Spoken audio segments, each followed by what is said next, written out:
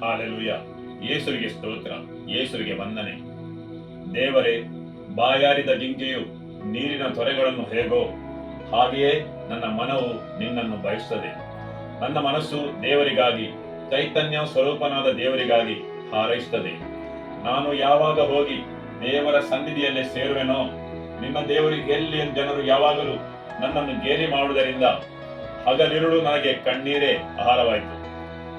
ನಾನು ಭಜನೋತ್ಸವದಲ್ಲಿ ಸೇರಿ ಜನಸಮೂಹದೊಡನೆ ಹರ್ಷಧ್ವನಿ ಮಾಡುತ್ತಾ ಸ್ತೋತ್ರ ಪದಗಳನ್ನು ಹಾಡುತ್ತಾ ದೇವಾಲಯಕ್ಕೆ ಹೋಗುತ್ತಿದ್ದುದನ್ನೇ ನೆನಪಿಗೆ ತಂದುಕೊಂಡು ನನ್ನೊಳಗೆ ನಾನೇ ಹಂಬಲಿಸುತ್ತಿರುವೆನು.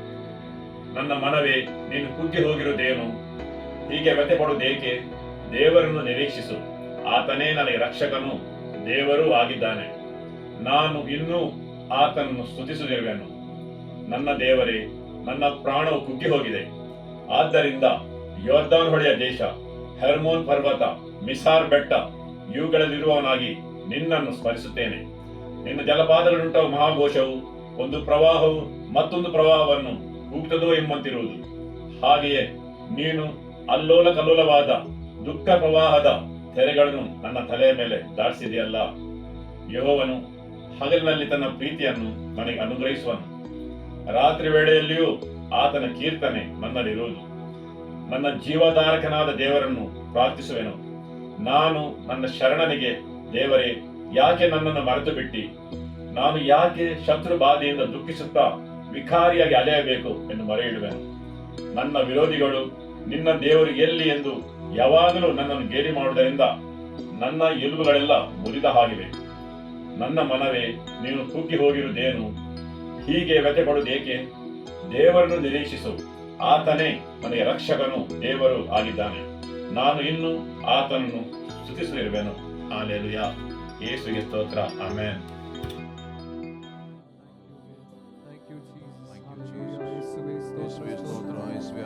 ಯೇಸುವೇ ನಿಮಗೆ ಸ್ತೋತ್ರ, ಸ್ತೋತ್ರ. ಯೇಸುವೇ ನಿಮಗೆ ಆರಾಧನೆವಾಗಲಿ. ಯೇಸುವೇ ಸ್ತೋತ್ರ, ಸ್ತೋತ್ರ. ಓ ಯೇಸುವೇ ನಿಮಗೆ ಆರಾಧನೆವಾಗಲಿ. ಯೇಸುವೇ ನಿಮಗೆ ಸ್ತೋತ್ರ, ಸ್ತೋತ್ರ, ಸ್ತೋತ್ರ. ಓ ಯೇಸುವೇ ನಿಮಗೆ ಆರಾಧನೆವಾಗಲಿ. ಯೇಸುವೇ ಸ್ತೋತ್ರ, ಸ್ತೋತ್ರ, ಸ್ತೋತ್ರ, ಸ್ತೋತ್ರ, ಸ್ತೋತ್ರ. ಓ ಯೇಸುವೇ ನಿಮಗೆ ಸ್ತೋತ್ರ, ಸ್ತೋತ್ರ.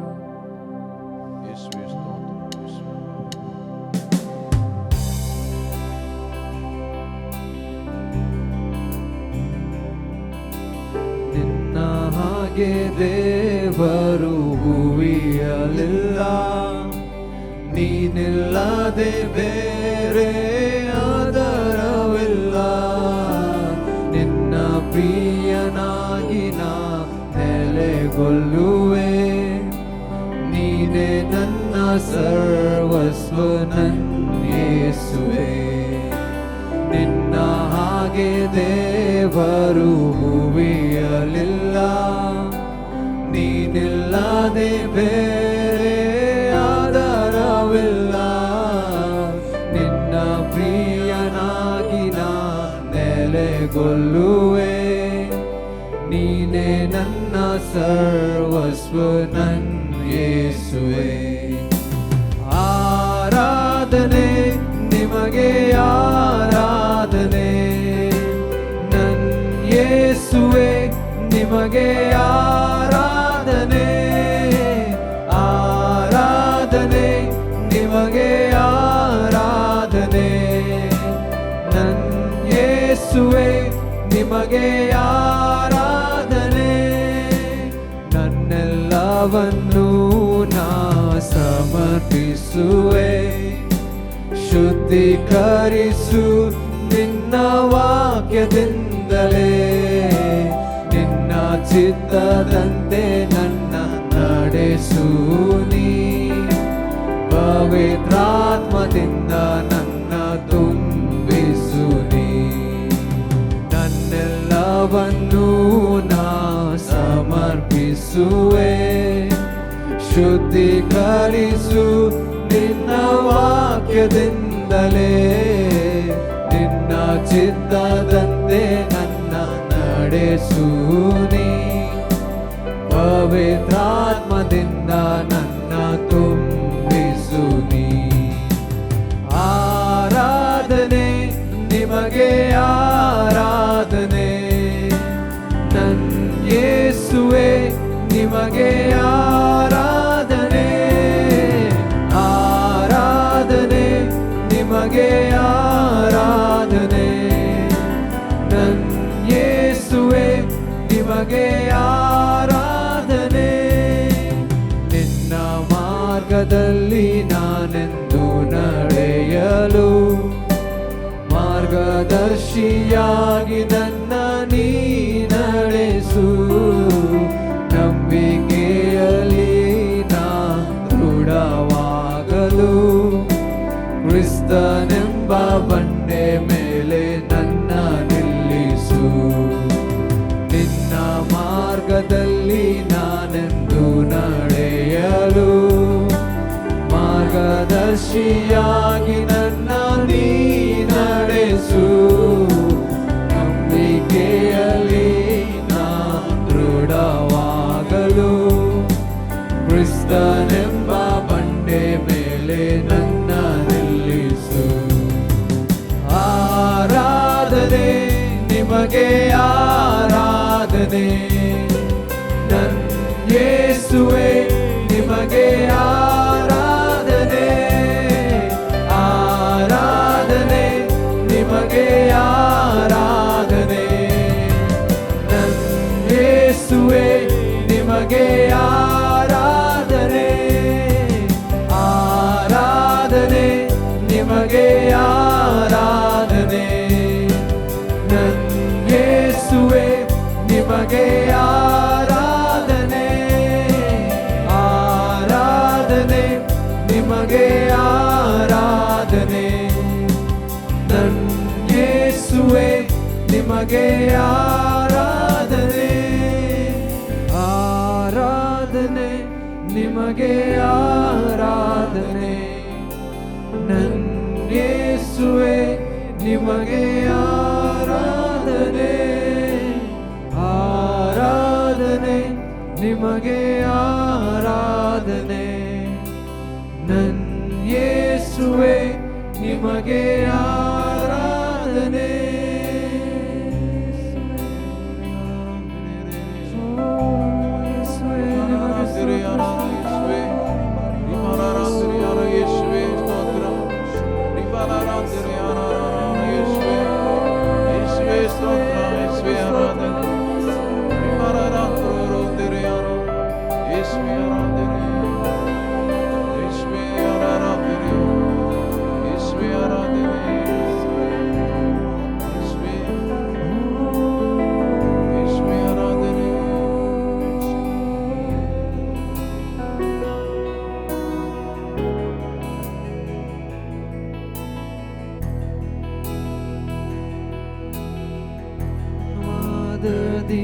ಸ್ತುತಿ ಹಾಡುವೆ ಓ ಯೇಸು ನನ್ನ ದೇವರೇ.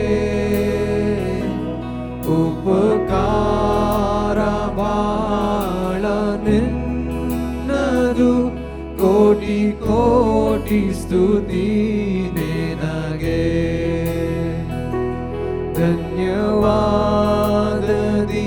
ಸ್ತುತಿ ಹಾಡುವೆ ಓ ಯೇಸು ನನ್ನ ದೇವರೇ. ಉಪಕಾರ ಬಾಳ ನಿನ್ನದು, ಕೋಟಿ ಕೋಟಿ ಸ್ತುತಿ ನಿನಗೆ. ಯೋಗ್ಯತೆಗೆ ಮೀರಿ ನೀಡಿದೆ ನಿನ್ನ ದಯೆಯನ್ನು ನೀ ನನಗೆ. ಯೋಗ್ಯತೆಗೆ ಮೀರಿ ನೀಡಿದೆ ನಿನ್ನ ದಯೆಯನ್ನು ನೀ ನನಗೆ. ಬೇಡಿದಕ್ಕಿಂತ ಹೆಚ್ಚು ದೊರೆಯಿತು ನನಗೆ. ಧನ್ಯವಾದ ಸ್ತುತಿ ನಿನಗೆ. ಬೇಡಿದಕ್ಕಿಂತ ಹೆಚ್ಚು ದೊರೆಯಿತು ನನಗೆ. ಧನ್ಯವಾದ ಸ್ತುತಿ ನಿನಗೆ. ಧನ್ಯವಾದ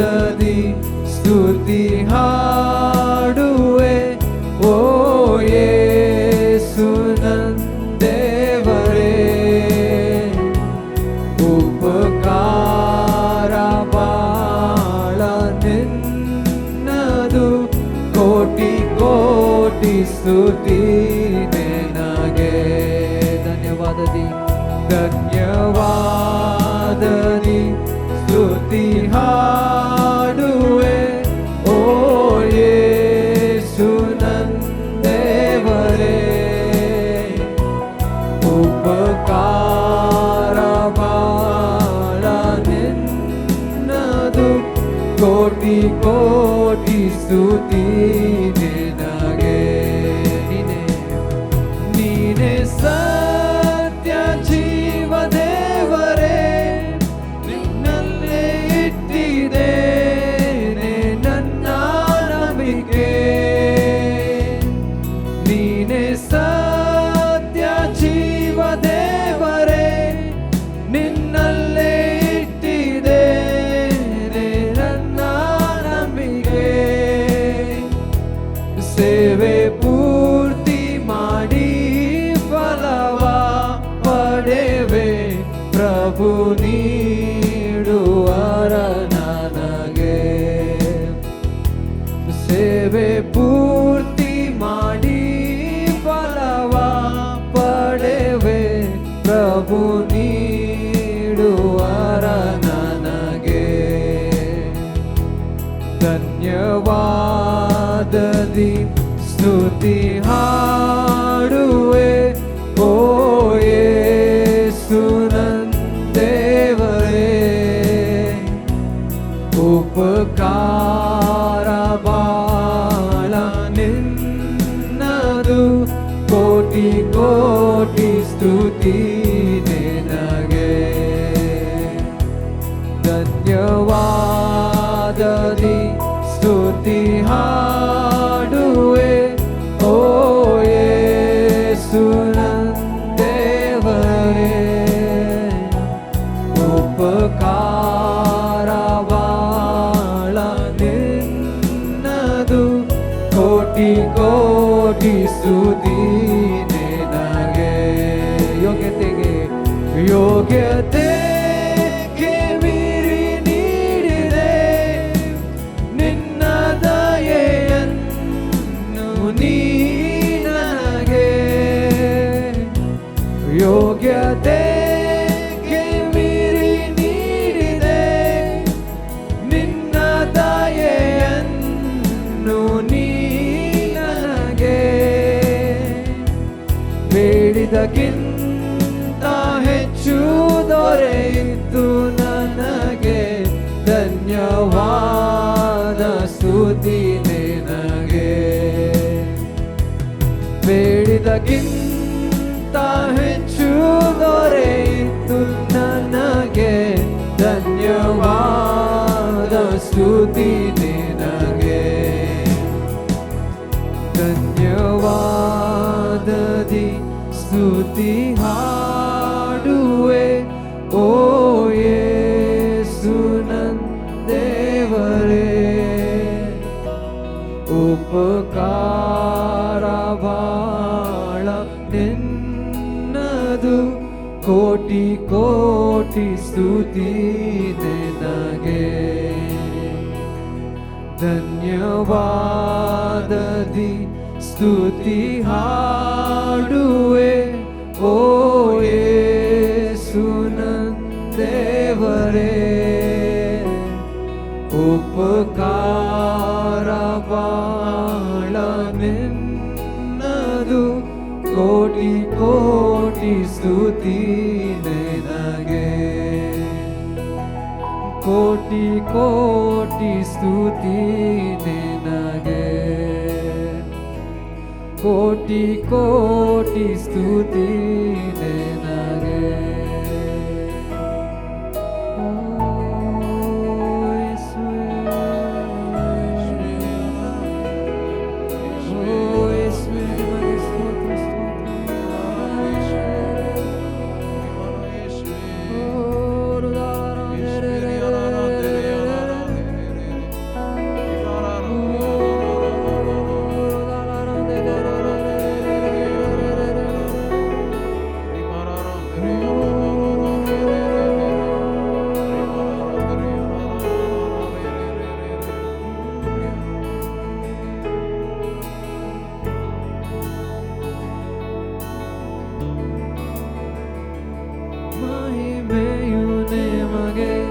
ಘನತೆಯು ನಿಮಗೆ, ಪ್ರಭಾವವು ನಿಮಗೆ ಯೇಸುವೇ. ಮಹಿಮೆಯು ನಿಮಗೆ, ಘನತೆಯು ನಿಮಗೆ, ಪ್ರಭಾವವು ಪ್ರಭಾವವು ನಿಮಗೆ ಯೇಸುವೇ ಯೇಸುವೇ ಯೇಸುವೇ ಯೇಸುವೇ ಯೇಸುವೇ ಯೇಸುವೇ ಯೇಸುವೇ ಯೇಸುವೇ ಯೇಸುವೇ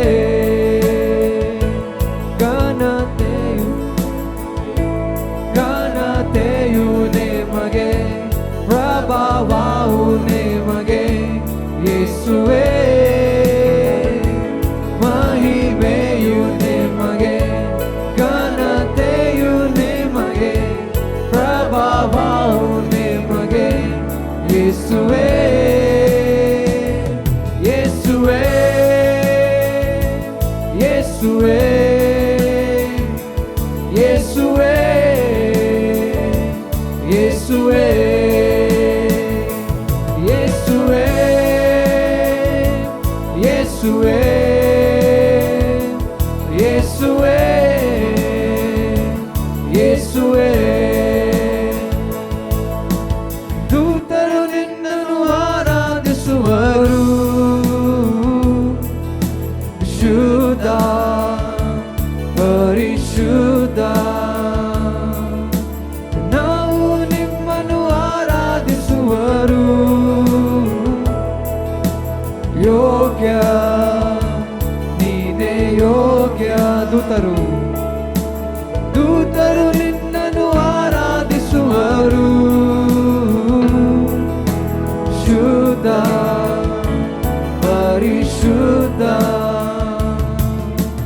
ನಾವು ನಿನ್ನನ್ನು ಆರಾಧಿಸುವೆವು ಯೋಗ್ಯ ನೀನೇ ಯೋಗ್ಯ ಮಹಿಮೆಯು ನಿಮಗೆ ಘನತೆಯು ನಿಮಗೆ ಪ್ರಭಾವವು ನಿಮಗೆ ಯೇಸುವೇ ಮಹಿಮೆಯು ನಿಮಗೆ ಘನತೆಯು ನಿಮಗೆ ಪ್ರಭಾವವು ನಿಮಗೆ ಯೇಸುವೇ ಯೇಸುವೇ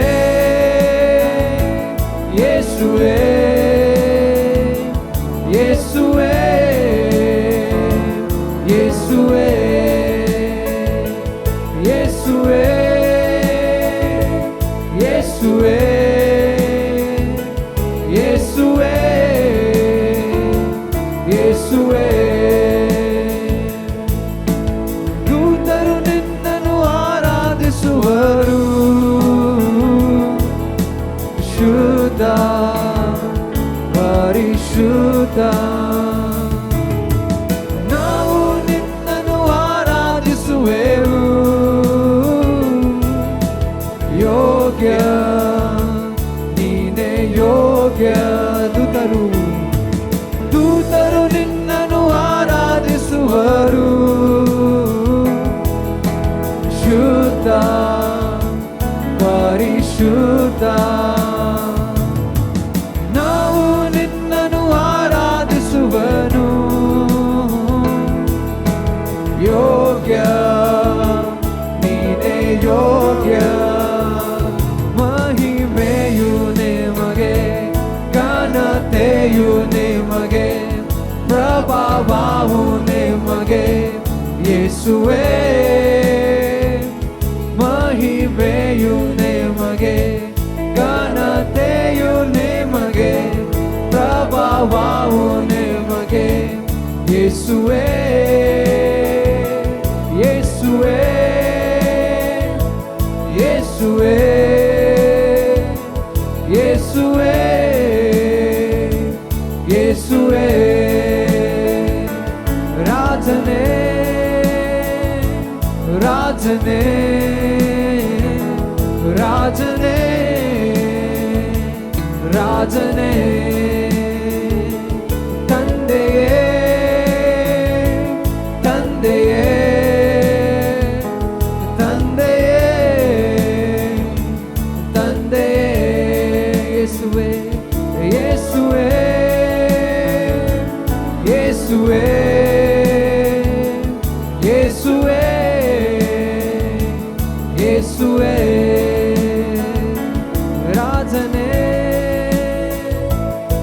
ರಾಜನೇ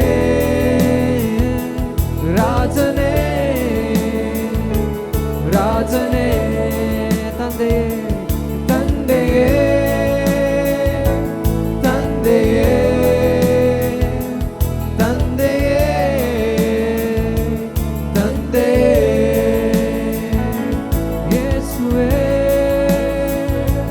ಯೇಸುವೇ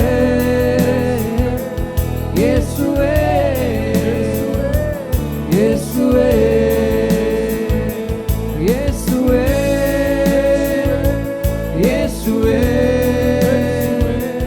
ಯೇಸುವೇ ಯೇಸುವೇ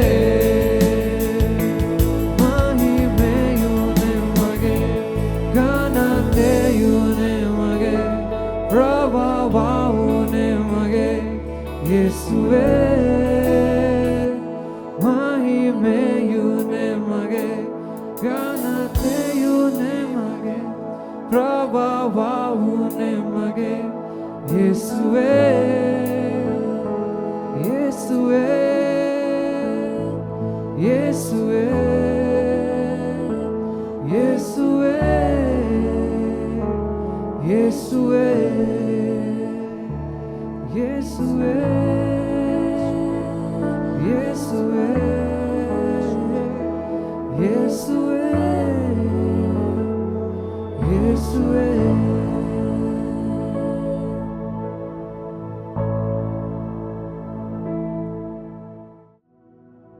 ಕರ್ತನಾದ ಯೇಸುವೆ ನಿನಗೆ ಸ್ತೋತ್ರ, ವಂದನೆಗಳು. ಹಾಲೆಲೂಯ. ದೇವರ ವಾಕ್ಯಗೋಸ್ಕರ ನಮ್ಮ ಬೈಬಲನ್ನು ತೆರೆಯುವ. ಯೆಹೋಶುವ ಅಧ್ಯಾಯ 5 ವಾಕ್ಯ 1. ಯೋರ್ದಾನಿನ ಪಶ್ಚಿಮದಲ್ಲಿದ್ದ ಅಮೋರಿಯರ ಎಲ್ಲ ಅರಸರು ಮತ್ತು ಸಮುದ್ರದ ಬಳಿಯಲ್ಲಿದ್ದ ಎಲ್ಲ ಕಾನಾನ್ಯರ ರಾಜರು ಯೆಹೋವನು ಇಸ್ರಾಯೇಲರ ಮುಂದೆ ಯೋರ್ದಾನಿನ ಹೊಳೆಯನ್ನು ಬತ್ತಿಸಿ ಅವರನ್ನು ದಾಟಿಸಿದನೆಂಬ ವಾರ್ತೆ ಕೇಳಲು ಅವರ ಎದೆ ಒಡೆದೋಯಿತು. ಇಸ್ರಾಯೇಲರ ನಿಮಿತ್ತವಾಗಿ ಅವರು ಬಲಗುಂದಿ ಹೋದರು. ಈ ದೇವರ ವಾಕ್ಯವನ್ನು ಯೆಹೋಶುವ ಪುಸ್ತಕದಿಂದ ಕೇಳುತ್ತಿದ್ದೇವೆ. ಹೋದ ವಾರ ಮತ್ತು ಅದರ ಮುಂಚಿನ ವಾರ ನಾವು ಕೇಳಿದೆವು, ದೇವರು ಹೇಗೆ ಇಸ್ರಾಯೇಲರನ್ನು ಅವರ ವಾಗ್ದಾನದ ನಾಡಿಗೆ ದಾಟಿ ಹೋಗಲು ಹೇಳಿದ್ದನು. ಯೋರ್ದನ್ ನದಿಯು ತುಂಬಿ ಹರಿಯುತ್ತಿರುವಾಗ ದೇವರು ಅವರಿಗೆ ಹೇಳಿದರು, ಈಗ ನೀವು ಯೋರ್ದನ್ ನದಿಯನ್ನು ದಾಟಿ ಹೋಗಬೇಕು. ಹೌದು, ಆ ಸಮಯದಲ್ಲಿ ಯೋರ್ದನ್ ನದಿಯು ತುಂಬಿ ಹರಿಯುತ್ತಿತ್ತು, ಸರಿಯಲ್ಲವೇ? ಆ ಸಮಯದಲ್ಲಿ ಯಾರಾದರೂ ಯೋರ್ದನ್ ನದಿಯ ಸ್ಥಿತಿಯನ್ನು ನೋಡಿದ್ದರೆ, ನದಿಯು ತುಂಬಿ ಹರಿಯುವ ಆ ರೀತಿಯನ್ನು ನೋಡಿದ್ದರೆ ಅವರು ತಬ್ಬಿಬ್ಬಾಗಿ ಆಶ್ಚರ್ಯಚಕಿತರಾಗಿ, ದೇವರೇ, ಇದು ಸರಿಯಾದ ಸಮಯವೇ? ಈಗಲೇ ನಾವು ಈ ಕಾರ್ಯವನ್ನು ಮಾಡಬೇಕಾ? ಈಗ ದೇವರ ವಾಕ್ಯ, ದೇವರ ಮಂಜೂಷವನ್ನು ಹೊತ್ತುಕೊಂಡ ಯಾಜಕರು ತಮ್ಮ ಕಾಲನ್ನು ಮೊದಲು ನದಿಯ ನೀರಲ್ಲಿಟ್ಟ ಮೇಲೆ, ಹೌದು, ಮಂಜೂಷವು ದೇವರ ಉಪಸ್ಥಿತಿಯ ಸಂಕೇತವಾಗಿದೆ.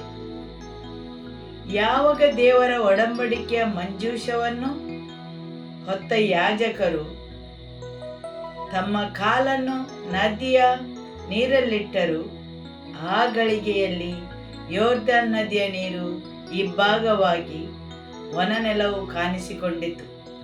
ಹೌದು, ಇಲ್ಲಿ ದೇವರ ವಾಕ್ಯ ಹೇಳುತ್ತದೆ, ಯೆಹೋಶುವ ಅಧ್ಯಾಯ 5ರಲ್ಲಿ ಕಾನಾನ್ ರಾಜರು, ಅಮೋರಿಯರ ಅರಸರು ಯೆಹೋವನು ಇಸ್ರಾಯೇಲ್ಯರ ಮುಂದೆ ಯೋರ್ದನ್ ನದಿಯನ್ನು ಬತ್ತಿಸಿದರು. ಅದು ತುಂಬಿ ಹರಿಯುವ ಯೋರ್ದನ್ ನದಿಯನ್ನು ಇಬ್ಬಾಗಿಸಿದರು. ಇವರೆಲ್ಲರೂ ಯೋರ್ದನಿನ ಪಶ್ಚಿಮದಲ್ಲಿದ್ದರು ಮತ್ತು ಇನ್ನೂ ಕೆಲವರು ಸಮುದ್ರದ ಪಕ್ಕದಲ್ಲಿದ್ದರು. ಯೋರ್ದನ್ ನದಿಯು ತುಂಬಿ ಹರಿಯುವಾಗ ಹೇಗಿರುತ್ತದೆಂದು ಅವರು ನೋಡಿದ್ದರು. ಹೌದು, ಯೋರ್ದನ್ ನದಿಯು ತುಂಬಿ ಹರಿಯುವಾಗ ಹೇಗಿರುತ್ತದೆಂದು ಅವರು ನೋಡಿದ್ದಾರೆ.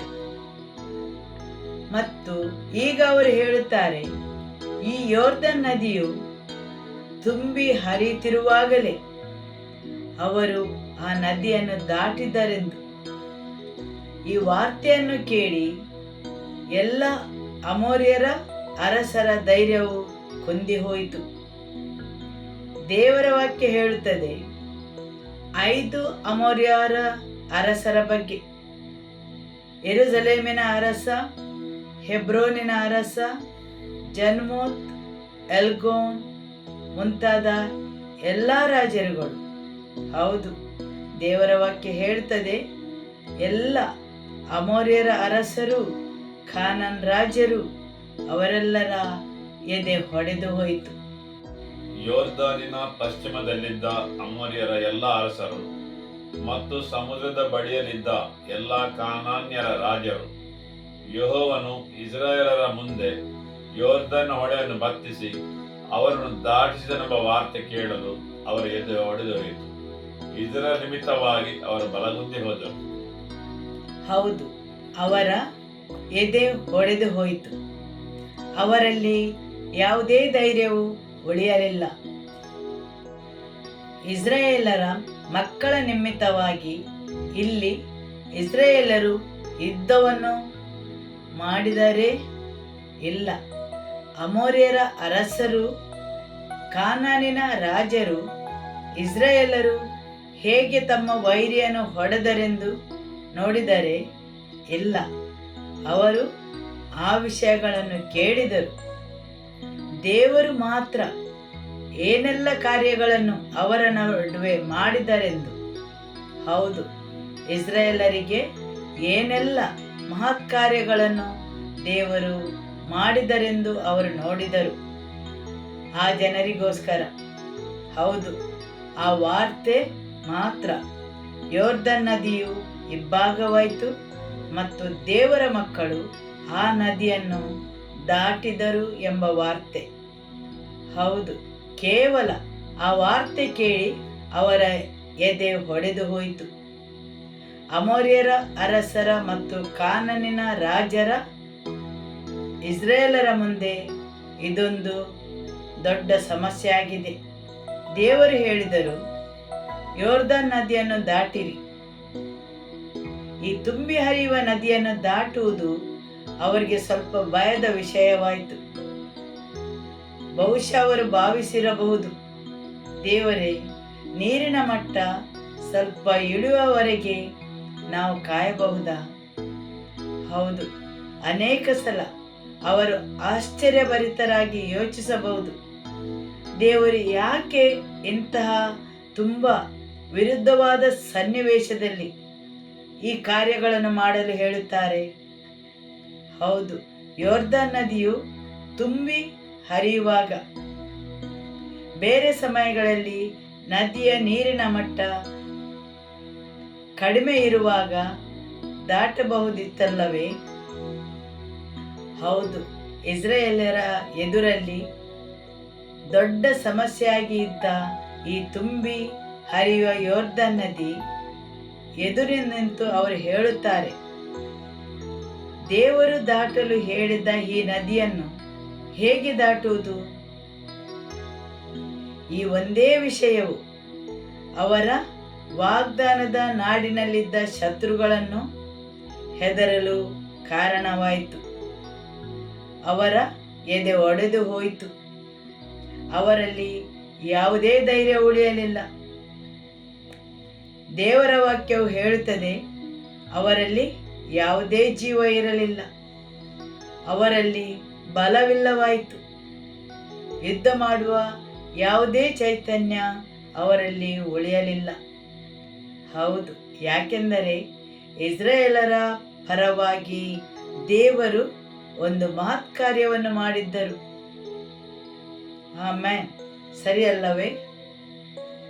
ಇವತ್ತು ನೀವು ಸಹ ಅಂಥ ಸನ್ನಿವೇಶದ ಎದುರು ಇರಬಹುದು ಮತ್ತು ಯೋಚಿಸಿರಬಹುದು, ದೇವರು ಯಾಕೆ ಈ ಸ್ಥಿತಿಯಲ್ಲಿ ನನಗೆ ತಂದಿದ್ದಾರೆ? ಇದರಿಂದ ಏನು ಒಳ್ಳೆಯದು ಆದೀತು?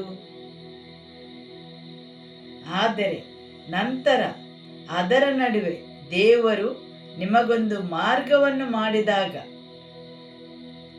ಹೌದು, ಆ ಸನ್ನಿವೇಶವನ್ನು ನೀವು ಎದುರಿಸುವಾಗ, ಯಾಕೆ ದೇವರು ನನಗೆ ಈ ಪರಿಸ್ಥಿತಿಗೆ ತಂದರು, ತುಂಬಿ ಹರಿಯುವ ಯೋರ್ದನ್ ನದಿಯ ಬಳಿಗೆ ತಂದರೆಂದು ತಿಳಿಯುತ್ತದೆ. ಹೌದಲ್ಲವೇ? ನಿಮ್ಮ ಯೋರ್ದನ್ ನದಿ ಏನೆಂದು ನನಗೆ ತಿಳಿದಿಲ್ಲ. ಅದೊಂದು ರೋಗವಾಗಿರಬಹುದು, ಅದೊಂದು ನೋವಾಗಿರಬಹುದು, ಕೊರತೆಯಾಗಿರಬಹುದು, ಭಯಗಳಾಗಿರಬಹುದು, ನಿರಾಶೆಗಳಾಗಿರಬಹುದು, ವೈಫಲ್ಯಗಳಾಗಿರಬಹುದು. ಇದರಲ್ಲಿ ನೀವು ಹೋರಾಡುವ ಯಾವುದೇ ವಿಷಯಗಳಾಗಿರಬಹುದು. ಹೌದು, ಇವುಗಳಲ್ಲಿ ಯಾವುದಾದರೂ ಒಂದು ನಿಮ್ಮ ಮುಂದೆ ಅಕಸ್ಮಾತ್ತಾಗಿ ಉಕ್ಕಿ ಹರಿಯಬಹುದು. ಅದು ಭಯವಾಗಿರಬಹುದು, ಕೊರತೆಯಾಗಿರಬಹುದು, ಕೋಪ, ಕಹಿಯಾದ ಅನುಭವಗಳು, ಕ್ಷಮೆ ಇಲ್ಲದಿರುವಿಕೆ, ಯಾವುದಾದರೊಂದು ಇರಬಹುದು. ಇಂತಹ ತುಂಬಿ ಹರಿಯುವ ಯೋರ್ದನ್ ನದಿಯ ಎದುರಲ್ಲಿ ನಿಂತು ನೀವು ಹೇಳಬಹುದು, ಹೌದು, ನಾನ್ಯಾಕೆ ಈ ಯೋರ್ದನ್ ನದಿಯನ್ನು ಎದುರಿಸಬೇಕು? ಈ ಸ್ಥಿತಿಯನ್ನು ನಾನು ಯಾಕೆ ಎದುರಿಸಬೇಕು? ದೇವರು ಮಾರ್ಗವನ್ನು ನಿಮ್ಮ ಎದುರಲ್ಲಿ ತೆರೆಯುವಾಗ, ಹೌದು, ದೇವರು ಹೇಗೆ ಮಾರ್ಗವನ್ನು ತೆರೆಯುತ್ತಾರೆ? ಯಾಜಕರು ದೇವರ ಉಪಸ್ಥಿತಿಯನ್ನು ಹೊತ್ತು ಅದರಲ್ಲಿ ಕಾಲಿಟ್ಟಾಗ, ಹೌದಲ್ಲವೇ? ನಿಮ್ಮ ಎದುರಲ್ಲಿ ಉಕ್ಕಿ ಹರಿಯುವ ಈ ಸ್ಥಿತಿಗಳನ್ನು ದೇವರ ಉಪಸ್ಥಿತಿಯಿಂದ ಮಾತ್ರ ದಾಟಬಹುದು. ನಿಮ್ಮದೇ ಬಲದಿಂದ ಅಲ್ಲ. ನಿಮ್ಮ ಯಾವುದೇ ಸ್ನೇಹಿತರು ನಿಮಗೆ ಸಹಾಯ ಮಾಡಲಿಕ್ಕಿಲ್ಲ. ನಿಮ್ಮ ಕುಟುಂಬದ ಸದಸ್ಯರು ನಿಮಗೆ ಸಹಾಯ ಮಾಡಲಿಕ್ಕಿಲ್ಲ. ಹೌದು, ಆದರೆ ಕೇವಲ ದೇವರ ಉಪಸ್ಥಿತಿ, ಪ್ರಸನ್ನತೆಯು ನಿಮ್ಮ ಯೋರ್ದನನ್ನು ದಾಟಲು ಸಹಾಯ ಮಾಡುವುದು. ದೇವರು ನಿರ್ದಿಷ್ಟವಾದ ಆಜ್ಞೆಯನ್ನು ನೀಡಿದ್ದಾರೆ. ದೇವರ ಒಡಂಬಡಿಕೆಯ ಮಂಜೂಷವನ್ನು ಹೊತ್ತುಕೊಂಡ ಯಾಜಕರು ತಮ್ಮ ಕಾಲುಗಳನ್ನು ಆ ಉಕ್ಕಿ ಹರಿಯುವ ಯೋರ್ದನ್ ನದಿಯ ನೀರನ್ನು ಮುಟ್ಟಿದಾಗ, ಯಾವಾಗ ದೇವರ ಉಪಸ್ಥಿತಿಯು ನಿಮ್ಮ ತುಂಬಿ ಹರಿಯುವ ನದಿಯನ್ನು ಮುಟ್ಟಿದಾಗ ಅಲ್ಲಿ ಮಾರ್ಗವು ತೆರೆಯಲ್ಪಡುವುದು. ಆಮೆನ್. ಸರಿಯಲ್ಲವೇ? ಹೌದು. ಖಡ್ಗಗಳಿಂದ ಜನರು ಅದನ್ನು ಮೊದಲು ದಾಟಲಿಲ್ಲ. ಯುದ್ಧವೀರರು ನದಿಯನ್ನು ಮೊದಲು ದಾಟಲಿಲ್ಲ. ಯುದ್ಧದ ತರಬೇತಿಯನ್ನು ಪಡೆದವರು ಸಹ ಮೊದಲು ದಾಟಲಿಲ್ಲ.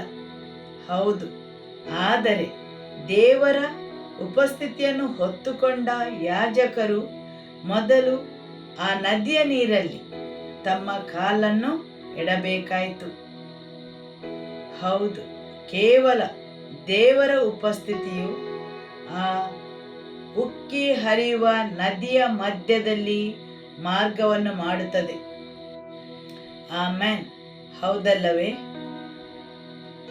ನಿಮ್ಮ ಯೋರ್ದನ್ ಏನೆಂದು ನನಗೆ ತಿಳಿದಿಲ್ಲ. ನಿಮ್ಮ ಎದುರಲ್ಲಿ ಏನು ತುಂಬಿ ಹರಿಯುತ್ತದೆಂದು ನನಗೆ ತಿಳಿದಿಲ್ಲ. ಅದು ಯಾವ ನದಿಯೆಂದು ನನಗೆ ತಿಳಿದಿಲ್ಲ. ಭಯಗಳಿರಬಹುದು, ನೋವುಗಳಿರಬಹುದು, ನಿಮ್ಮ ಹೋರಾಟಗಳು, ನಿರಾಶೆಗಳು ಯಾವುದಾದರೊಂದು ಆಗಿರಬಹುದು. ನಿಮ್ಮ ಎದುರಲ್ಲಿ ತುಂಬಿ ಹರಿಯುವುದು. ಆದರೆ ದೇವರ ಉಪಸ್ಥಿತಿಗೆ ನೀವು ಅವಕಾಶ ಮಾಡಿಕೊಟ್ಟರೆ ಅದರಲ್ಲಿ ಕಾಲಿಡಲು ದೇವರ ವಾಕ್ಯವು ಹೇಳುತ್ತದೆ, ದೇವರು ಅಲ್ಲಿ ಮಾರ್ಗವನ್ನು ಮಾಡುತ್ತಾರೆ. ಆಮೆನ್.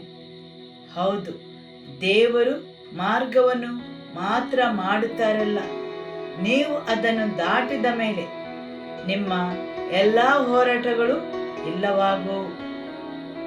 ಅಲ್ಲಿದ್ದ ದೊಡ್ಡ ದೊಡ್ಡ ರಾಜರುಗಳು ನೀವು ಈ ನದಿಯನ್ನು ದಾಟಿದ್ದೀರಿ ಎಂಬ ವಾರ್ತೆಯನ್ನು ಕೇಳಿ ಅವರ ಎದೆಯು ಹೊಡೆಯುವುದು ಸರಿಯಲ್ಲವೇ?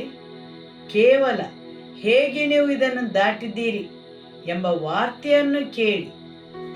ಹಾಲೆಲೂಯ. ದೇವರ ವಾಕ್ಯ ಹೇಳುತ್ತದೆ, ಅವರ ಎದೆ ಹೊಡೆದು ಹೋಯಿತು, ಅವರಲ್ಲಿ ಯಾವುದೇ ಜೀವ ಉಳಿಯಲಿಲ್ಲ. ಸರಿಯಲ್ಲವೇ?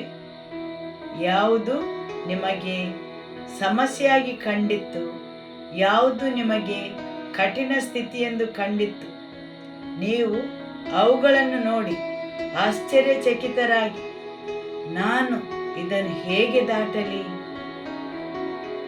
ನನ್ನ ನಾಳೆಯ ಗತಿಯೇನು, ನನ್ನ ಪರಿಸ್ಥಿತಿ ಏನು, ನಾನು ಜನರನ್ನು ಹೇಗೆ ಎದುರಿಸಲಿ? ಹೌದು, ಈ ಎಲ್ಲದರಿಂದ ನೀವು ದಾಟಿದ ವಾರ್ತೆಯನ್ನು ಕೇಳಿ ಅವರ ಹೃದಯವು ಒಡೆದು ಹೋಯಿತು. ನಿಮ್ಮ ಹೋರಾಟಗಳು ಮುಕ್ತಾಯಗೊಳ್ಳುವು. ನೀವು ಹಾಡಿದ ಹಾಡಿನಂತೆ ವೈರಿಯು ಮಾಡಲು ಬಯಸಿದ ಕೇಡನ್ನು ದೇವರು ಅದನ್ನು ತಿರುಗಿಸುತ್ತಾರೆ. ಆಮೆನ್. ಹೌದು, ವೈರಿಯು ವ್ಯಥೆಗೆ ಕಾರಣ ಮಾಡಿದ್ದನ್ನು ದೇವರು ಸಂತೋಷವಾಗಿ ತಿರುಗಿಸುತ್ತಾರೆ. ಹಾಲೆಲೂಯ. ದೇವರ ವಾಕ್ಯ ಹೇಳುತ್ತದೆ, ಎಲ್ಲ ಅಮೋರಿಯರ ಅರಸರ ಮತ್ತು ಕಾನಾನಿನ ರಾಜರಲ್ಲಿ ಯಾವುದೇ ಧೈರ್ಯ ಉಳಿಯಲಿಲ್ಲ ಯುದ್ಧವನ್ನು ಮಾಡಲು, ಯಾಕೆಂದರೆ ಅವರು ತಿಳಿದಿದ್ದರು ಇಸ್ರಾಯೇಲರ ದೇವರು ಅವರ ಜೊತೆಗಿದ್ದಾನೆಂದು. ಆಮೆನ್. ಹಾಲೆಲೂಯ. ಯೆಹೋಶುವ ಅಧ್ಯಾಯ 4 ವಾಕ್ಯ 1. ಜನರೆಲ್ಲರೂ ಯೋರ್ದಾನಿನ ಆಚೆಗೆ ದಾಟಿದ ಮೇಲೆ ಯೆಹೋವನು ಯೆಹೋಶುವನಿಗೆ, ಹೌದು, ಜನರೆಲ್ಲ ಸಂಪೂರ್ಣವಾಗಿ ಆಚೆಗೆ ಸೇರಿದ ಮೇಲೆ, ಯಾವಾಗ ದೇವರು ಕಠಿಣವಾದ ಪರಿಸ್ಥಿತಿಯಿಂದ ಕರೆಕೊಂಡು ಹೋಗುವಾಗ ಖಂಡಿತವಾಗಿಯೂ ತಮ್ಮ ಸಹನೆಯಿಂದ ಪ್ರತಿಯೊಬ್ಬರು ಆಚೆ ದಡಕ್ಕೆ ಸೇರುವಂತೆ ನೋಡಿಕೊಳ್ಳುತ್ತಾರೆ. ಆಸಕ್ತರಾದ ಜನರಿರಬಹುದು, ಚಿಕ್ಕ ಮಕ್ಕಳಿರಬಹುದು, ಪ್ರಾಯಸ್ಥರಿರಬಹುದು. ದೇವರ ವಾಕ್ಯವು ಹೇಳುತ್ತದೆ, ಯೋರ್ದನ್ ನದಿಯು ಇಬ್ಬಾಗವಾಗಿ ಪ್ರತಿಯೊಬ್ಬರು ಹಾದು ಹೋಗುವವರೆಗೆ ನಿಂತಿತ್ತು. ಆಮೆನ್. ಸರಿಯಲ್ಲವೇ? ಪ್ರತಿಯೊಬ್ಬರು ದಾಟಿ ಹೋಗುವವರೆಗೆ. ನೀನು ಜನರೊಳಗಿಂದ ಕುಲಕ್ಕೆ ಒಬ್ಬನಂತೆ 12 ಮಂದಿಯನ್ನು ಆರಿಸಿಕೊಂಡು ಯೋರ್ದಾನಿನ ಮಧ್ಯದಲ್ಲಿ ಯಾಜಕರು ನಿಂತಿದ್ದ ಸ್ಥಳದಿಂದ 12 ಕಲ್ಲುಗಳನ್ನು ಎತ್ತಿ ಅವುಗಳನ್ನು ನಿಮ್ಮ ಸಂಗಡ ಈಚೆ ದಡಕ್ಕೆ ತಂದು ನೀವು ಈ ರಾತ್ರಿ ತಂಗುವ ಸ್ಥಳದಲ್ಲಿ ನಿಲ್ಲಿಸಿರೆಂದು ಆಜ್ಞಾಪಿಸು ಎಂದನು. ನೀವು ಜನರೊಳಗಿಂದ ಕುಲಕ್ಕೆ ಒಬ್ಬನಂತೆ 12 ಮಂದಿಯನ್ನು ಆರಿಸಿಕೊಂಡು ಅವರಿಗೆ ಯೋರ್ದಾನಿನ ಮಧ್ಯದಲ್ಲಿ ಯಾಜಕರು ನಿಂತಿರುವ ಸ್ಥಳದಿಂದ 12 ಕಲ್ಲುಗಳನ್ನು ಎತ್ತಿ ಅವುಗಳನ್ನು ನಿಮ್ಮ ಸಂಗಡ ಆಚೆ ದಡಕ್ಕೆ ತರಬೇಕೆಂದು ಹೇಳಿದನು. ದೇವರು ಯೆಹೋಶುವನಿಗೆ ಹೇಳುತ್ತಾರೆ, ಪ್ರತಿಯೊಂದು ಕುಲದಿಂದ 12 ಮಂದಿಯನ್ನು ಆರಿಸಲು. ಆ ಜನರು ನದಿಯನ್ನು ದಾಟಿದ ಮೇಲೆ ಅವರು ಕೆಲವು ವಿಷಯಗಳನ್ನು ಮಾಡಬೇಕಿತ್ತು. ಒಬ್ಬ ಮನುಷ್ಯ ಒಂದು ಕುಲವನ್ನು ಪ್ರತಿನಿಧಿಸುತ್ತಾನೆ.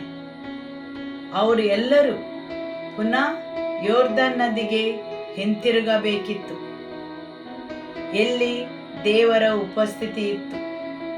ಯಾಜಕರು ದೇವರ ಮಂಜೂಷವನ್ನು ಹೊತ್ತುಕೊಂಡು ಇದ್ದ ಸ್ಥಳಕ್ಕೆ ಯಾಜಕರು ತಮ್ಮ ಕಾಲ ಮೇಲೆ ನಿಂತ ಆ ಜಾಗಕ್ಕೆ, ಯಾಜಕರು ದೃಢವಾಗಿ ನಿಂತ ಆ ನೆಲದ ಬಳಿಗೆ, ಎಲ್ಲಿ ಅವರ ಪಾದಗಳು ನೀರನ್ನು ಮುಟ್ಟಿದಾಗ ಹುಕ್ಕಿ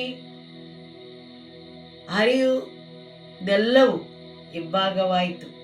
ಆ ಸ್ಥಳದಲ್ಲಿ ದೇವರು ಯೆಹೋಶುವನಲ್ಲಿ ಹೇಳುತ್ತಾರೆ, 12 ಮಂದಿ, ಒಬ್ಬನು ಒಂದು ಕುಲವನ್ನು ಪ್ರತಿನಿಧಿಸುವಂತೆ ಅವರನ್ನು ಆ ನೀರಿಗೆ ಕಳುಹಿಸು.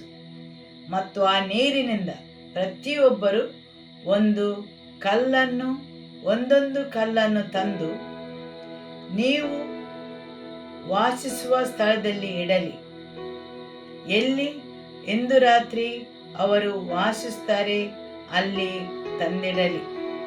ಪ್ರತಿಯೊಬ್ಬನು ಒಂದೊಂದು ಕಲ್ಲನ್ನು ಹೊತ್ತುಕೊಂಡು ತರಬೇಕು. ಯೊರ್ದನ್ ನದಿಯು ಉಕ್ಕಿ ಹರಿಯುತ್ತದೆ. ಆ ಕಲ್ಲುಗಳು ಯಾವಾಗಲೂ ನೀರಿನ ಅಡಿಯಲ್ಲಿರುತ್ತಿದ್ದವು. ಇಲ್ಲಿಯವರೆಗೆ ಅವುಗಳು ಬೆಳಕನ್ನು ನೋಡಲಿಲ್ಲ. ಸರಿಯಲ್ಲವೇ? ಯಾವಾಗಲೂ ನೀರಲ್ಲಿ ಮುಳುಗಿರುತ್ತಿದ್ದವು. ಹೌದು, ದೇವರು ಏನನ್ನಾದರೂ ಮಾಡುವಾಗ ಯೊರ್ದನ್ ನದಿಯ ನೀರನ್ನು ಬೇರ್ಪಡಿಸಿದಾಗ ಅಲ್ಲಿದ್ದ ವಸ್ತುಗಳು ಬೆಳಕಿಗೆ ಬಂದವು. ತಕ್ಷಣವೇ ಜನರು ನದಿಯ ತಳದಲ್ಲಿದ್ದ ವಸ್ತುಗಳನ್ನು ನೋಡಿದರು. ಅವುಗಳು ಬೆಳಕಿಗೆ ಬಂದವು. ದೇವರು ಹೇಳಿದರು, ಅವುಗಳನ್ನು ಅಲ್ಲೇ ಬಿಡಬೇಡಿರಿ. ನೀವು ಅವುಗಳನ್ನು ಎತ್ತಿಕೊಳ್ಳುವ ಅವಶ್ಯಕತೆ ಇದೆ. ನೀವು ಅವುಗಳನ್ನು ನಿಮ್ಮ ಜೊತೆ ತೆಗೆದುಕೊಂಡು ಹೋಗಬೇಕು. ನಿಮ್ಮ ಮನೆಗೆ, ನೀವು ವಾಸಿಸುವ ಸ್ಥಳಕ್ಕೆ. ದೇವರು ನಿಮ್ಮ ಜೀವನದಲ್ಲಿ ಕಾರ್ಯಗಳನ್ನು ಮಾಡುವಾಗ ನೀವು ಬರಿಗೈಯಲ್ಲಿ ಬರಬಾರದು. ಬದಲಿಗೆ ಅವುಗಳ ಮಧ್ಯದಿಂದ ಕೆಲವನ್ನು ಎತ್ತಿಕೊಳ್ಳಬೇಕು.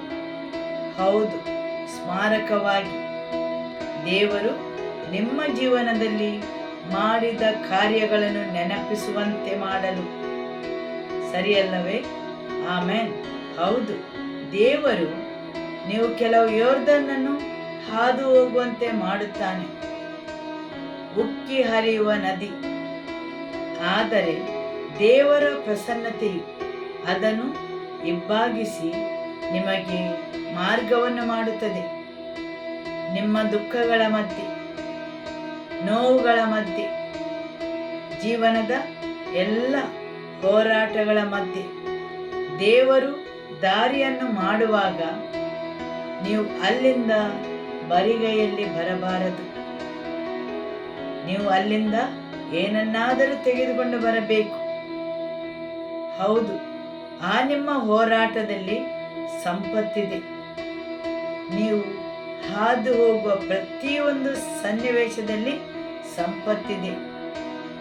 ಅದಾಗಿರಬಹುದು ನಿಮ್ಮ ಕಷ್ಟಗಳು ಅಥವಾ ಹೋರಾಟಗಳು. ಅವುಗಳು ನಿಮ್ಮನ್ನು ಅಳಿಸಿರಬಹುದು. ನೀವು ದುಃಖದಿಂದ, ವ್ಯಥೆಯಿಂದ ದಾಟಿ ಬಂದಿರಬಹುದು. ಹೌದು, ನಿದ್ರೆ ಇಲ್ಲದ ರಾತ್ರಿಗಳನ್ನು ಕಳೆದಿರಬಹುದು. ದೇವರು ಮಾರ್ಗವನ್ನು ತೆರೆದಾಗ ನೀವು ಅದರಿಂದ ಹಾದು ಬರುವಾಗ ಬರಿಗೈಯಲ್ಲಿ ಬರಬೇಡಿರಿ. ಅಲ್ಲಿಂದ ನೀವು ಕೆಲವನ್ನು ಎತ್ತಿಕೊಂಡು ಬರಬೇಕು. ಯಾಕೆಂದರೆ ನೀವು ದಾಟಿ ಬಂದ ಆ ಹಾದಿಯಲ್ಲಿ ಸಂಪತ್ತು ಇರುತ್ತದೆ. ನೀವು ಅವುಗಳಿಂದ ಕೆಲವನ್ನು ನಿಮ್ಮ ಜೊತೆ ತೆಗೆದುಕೊಂಡು ಹೋಗಬೇಕು. ಆಮೇಲೆ ಸರಿಯಲ್ಲವೇ? ಹೌದು, ನೀವು ವಾಸಿಸುವ ಸ್ಥಳಕ್ಕೆ, ನಿಮ್ಮ ವಸತಿ ಗೃಹಕ್ಕೆ, ನಿಮ್ಮ ಮನೆಗೆ.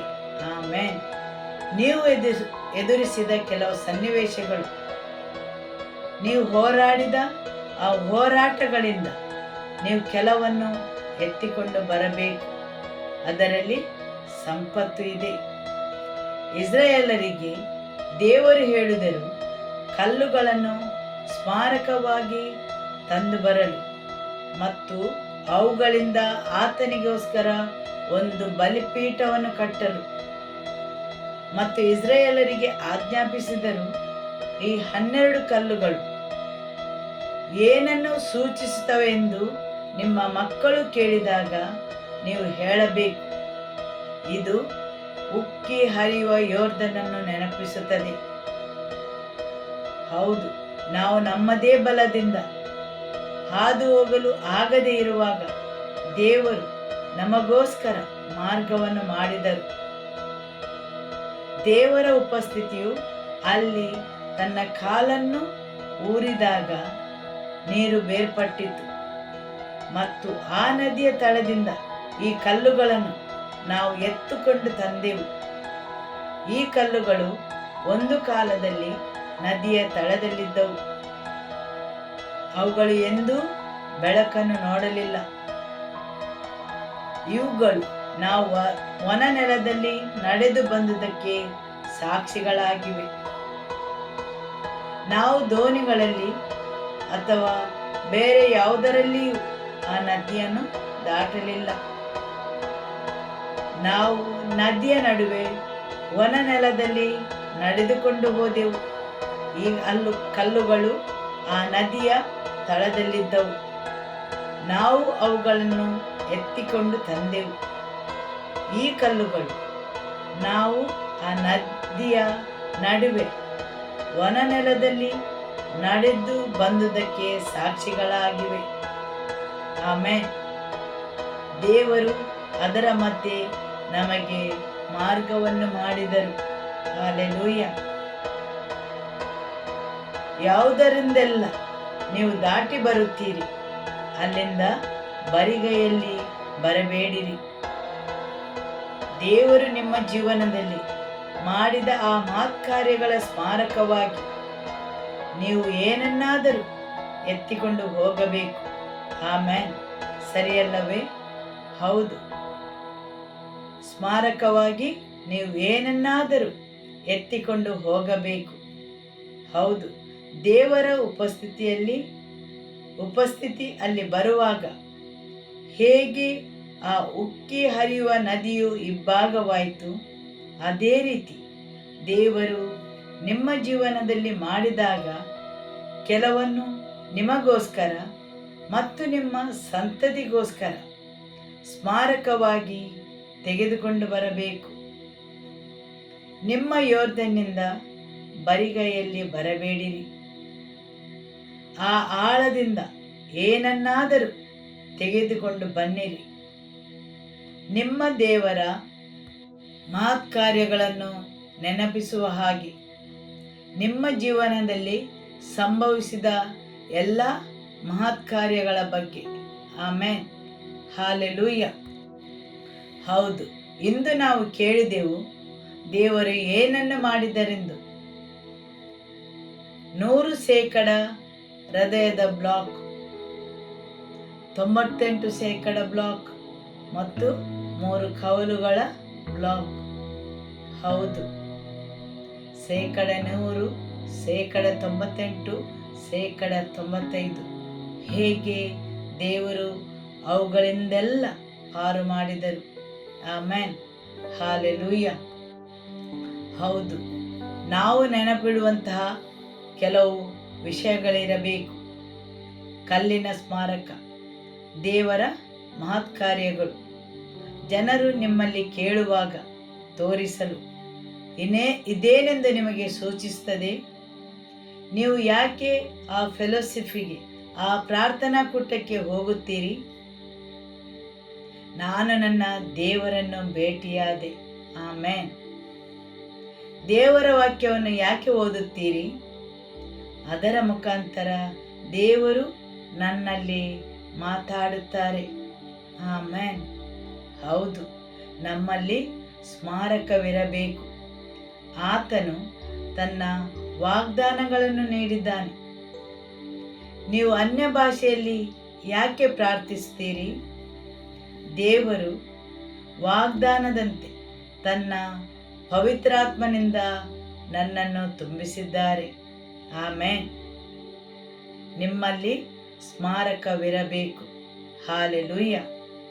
ಆದುದರಿಂದ ದೇವರು ಪ್ರತಿಯೊಬ್ಬರೂ ದಾಟಿ ಹೋಗುವ ತನಕ ಸಹನೆಯಿಂದ ಕಾದರು.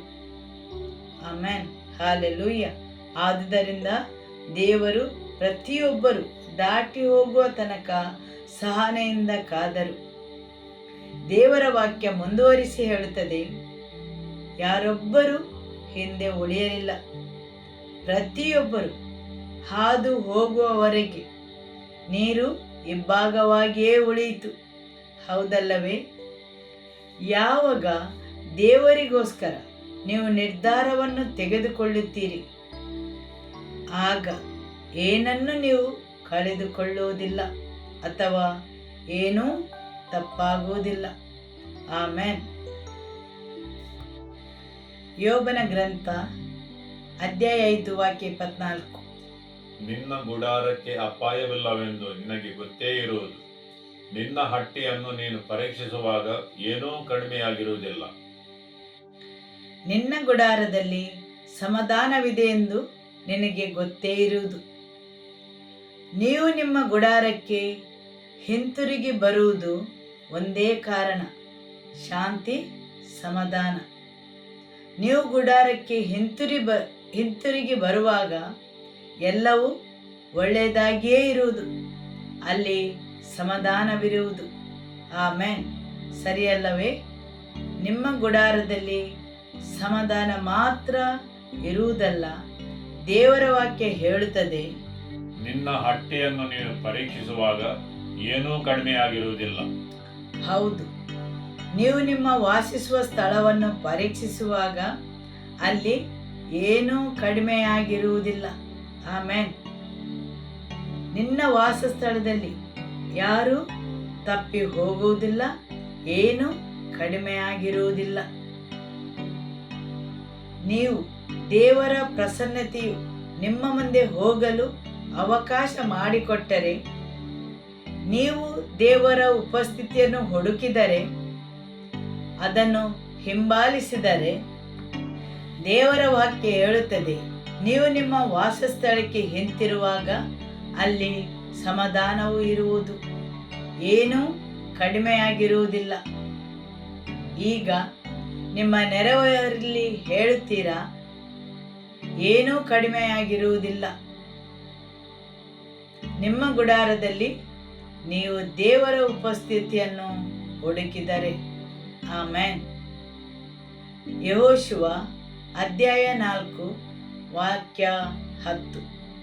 ಮೋಶೆಯು ಆಜ್ಞಾಪಿಸಿದಂತೆ ಯೋಶುವನು ಜನರಿಗೆ ತಿಳಿಸಿದ ಯೆಹೋವನ ಅಪ್ಪಣೆಗಳನ್ನೆಲ್ಲ ಅವರು ನೆರವೇರಿಸುವ ತನಕ ಮಂಜೂಷವನ್ನು ಹೊತ್ತ ಯಾಜಕರು ಯೋರ್ದನ ಮಧ್ಯದಲ್ಲೇ ನಿಂತರು.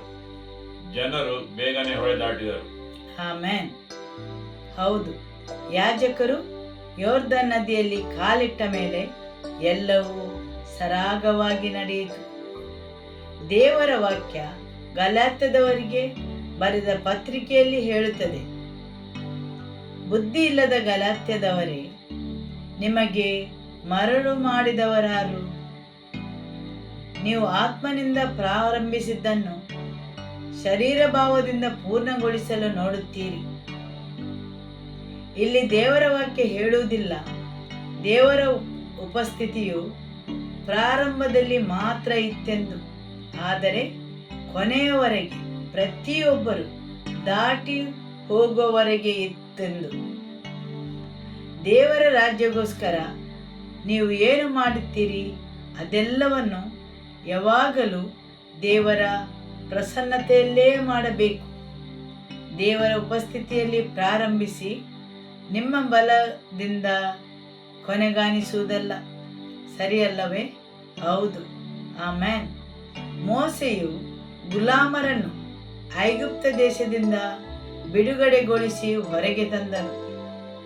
ಆದರೆ ಇಲ್ಲಿ ದೇವರ ವಾಕ್ಯ ಹೇಳುತ್ತದೆ, 40,000 ಭಟರು ಯುದ್ಧ ಮಾಡುವುದಕ್ಕಾಗಿ ಯೆರಿಕೋವಿನ ದೇಶಕ್ಕೆ ಪ್ರವೇಶಿಸಿದರು.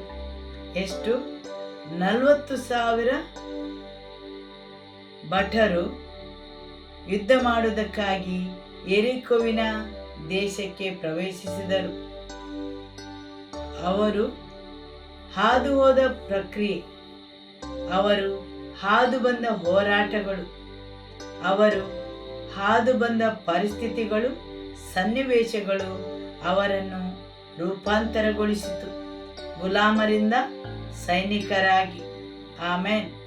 ಅವರು ಎದುರಿಸಿದ ಯುದ್ಧಗಳು, ಅವರು ಎದುರಿಸಿದ ವಿರುದ್ಧ ಸನ್ನಿವೇಶಗಳು, ಜನರ ಹೃದಯದಲ್ಲಿ ಪರಿವರ್ತನೆಯನ್ನು ತಂದಿತು ಮತ್ತು ಅವರನ್ನು ಸೈನಿಕರನ್ನಾಗಿಸಿತು.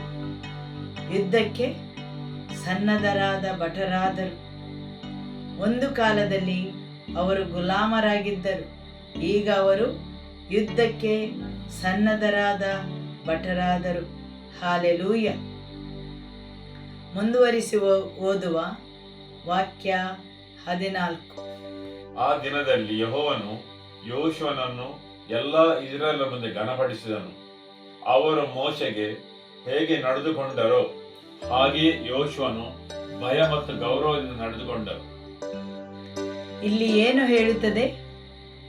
ಆ ದಿವಸ ಯೆಹೋವನು ಯೆಹೋಶುವನನ್ನು ಇಸ್ರಾಯೇಲರ ಎಲ್ಲರ ದೃಷ್ಟಿಯಲ್ಲಿ ಘನಪಡಿಸಿದ್ದರಿಂದ ಅವರು ಮೋಸೆಯಲ್ಲಿ ಹೇಗೋ ಹಾಗೆ ಇವನಲ್ಲಿಯೂ ಇವನು ಜೀವದಿಂದ ದಿಂದಿದ್ದ ಕಾಲವೆಲ್ಲ ಭಯಭಕ್ತಿ ಉಳ್ಳವರಾಗಿದ್ದರು.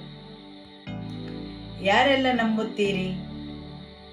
ದೇವರು ನಿಮ್ಮ ಪಾಲಾಗಿ ನಿಮ್ಮನ್ನು ಅವರು ಘನಪಡಿಸುತ್ತಾರೆ.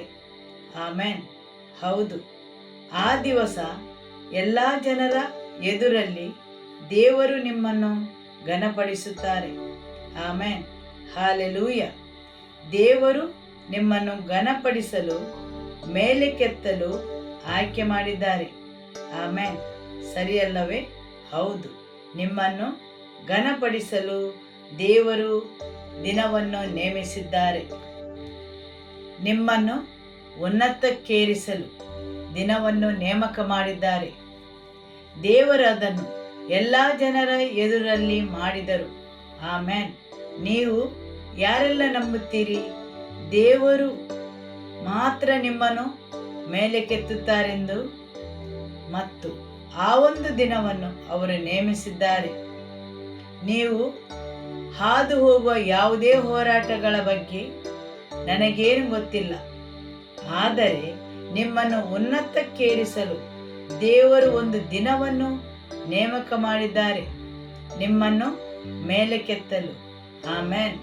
ಮತ್ತು ದೇವರು ಅದನ್ನು ಮಾಡುವುದಾದರೆ ಎಲ್ಲ ಜನರ ಎದುರಲ್ಲಿ ಮಾಡುತ್ತಾರೆ ಮತ್ತು ಜನರು ನಿಮ್ಮ ಮಾತನ್ನು ಕೇಳುತ್ತಾರೆ. ಯಾಕೆಂದರೆ ದೇವರು ನಿಮ್ಮಲ್ಲಿ ಮಾಡಿದ ಮಹತ್ಕಾರ್ಯಗಳನ್ನು ನೋಡಿ. ಸರಿಯಲ್ಲವೇ? ಆಮೆನ್. ಯೆಹೋವನು ಯೆಹೋಶುವನ ಸಂಗಡ ಮಾತನಾಡಿ ಆಜ್ಞಾ ಶಾಸನಗಳ ಮಂಜೂಷವನ್ನು ಹೊತ್ತ ಯಾಜಕರಿಗೆ ಯೊರ್ದಾನಿನ ಹೊಳೆಯಿಂದ ಮೇಲೆ ಬರಬೇಕೆಂದು ಆಜ್ಞಾಪಿಸಿದನು. ಆಗ ಯೆಹೋಶುವನು ಆ ಯಾಜಕರಿಗೆ ಯೊರ್ದಾನ್ ನದಿಯಿಂದ ಹೊರಕ್ಕೆ ಬರಬೇಕೆಂದು ಆಜ್ಞಾಪಿಸಿದನು.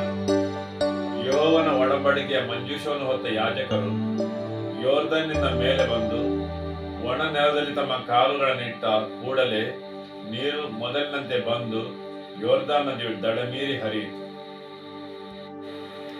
ಯೆಹೋವನ ಒಡಂಬಡಿಕೆಯ ಮಂಜೂಷವನ್ನು ಹೊತ್ತ ಯಾಜಕರು ಯೊರ್ದಾನಿಂದ ಮೇಲೆ ಬಂದು ಒಣ ನೆಲದಲ್ಲಿ ತಮ್ಮ ಕಾಲುಗಳನ್ನಿಟ್ಟ ಕೂಡಲೇ, ದೇವರ ವಾಕ್ಯ ಹೇಳುತ್ತದೆ, ಕೂಡಲೇ ನೀರು ಮುಂಚಿನಂತೆ ಬಂದು ಯೊರ್ದಾನ್ ಹೊಳೆಯು ದಡಮೇರಿ ಹರಿಯಲು ಪ್ರಾರಂಭವಾಯಿತು.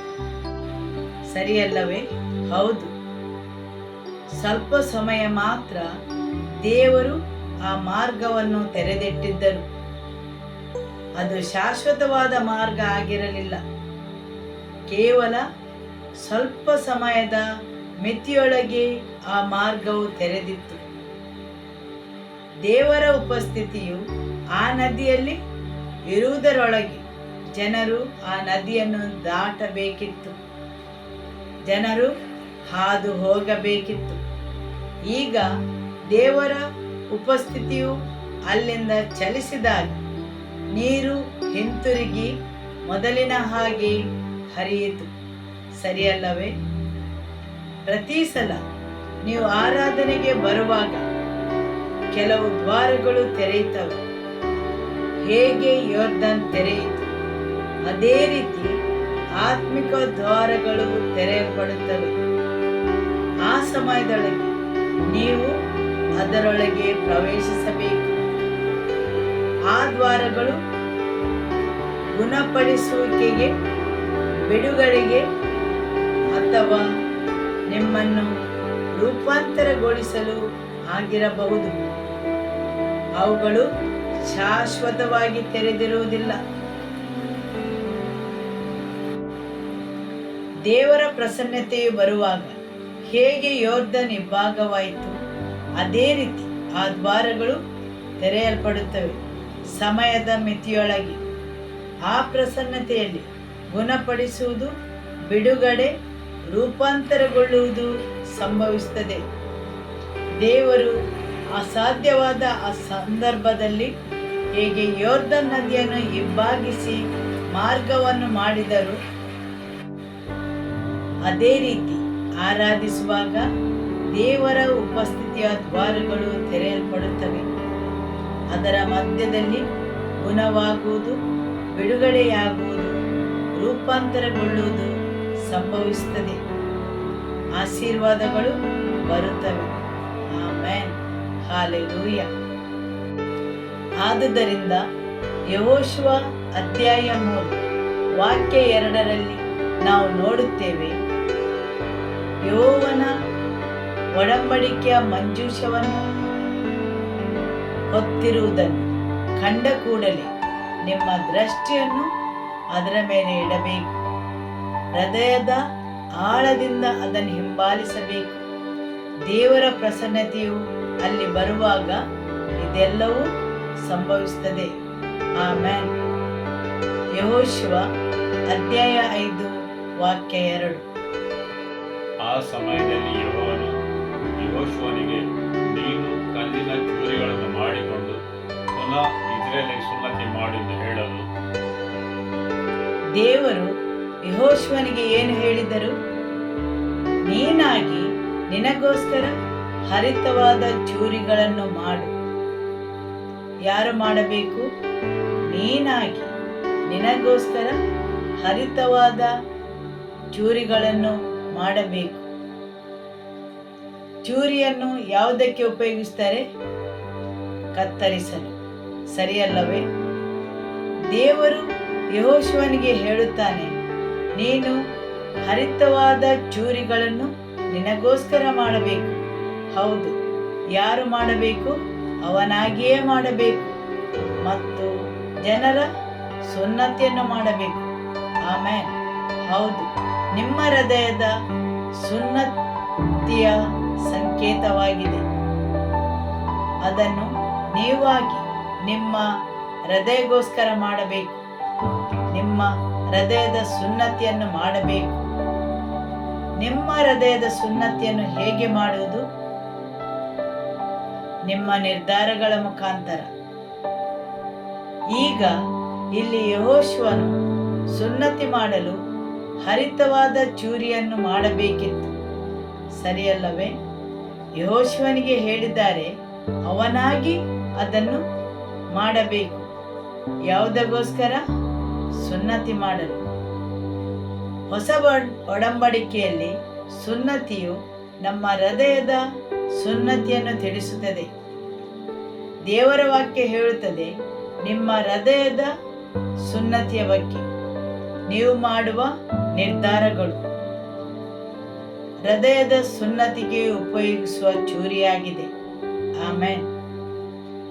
ನೀವು ದೇವರಿಗೆ ಮೊದಲ ಸ್ಥಾನವನ್ನು ಕೊಡಲು ನಿರ್ಧಾರ ಮಾಡಿದಾಗ ನೀವು ತಲುಪಬಹುದಾದ ಸ್ಥಳವು ದೇವರ ಕೃಪೆಯಿಂದ, ಯೇಸುವಿನ ರಕ್ತದಿಂದ.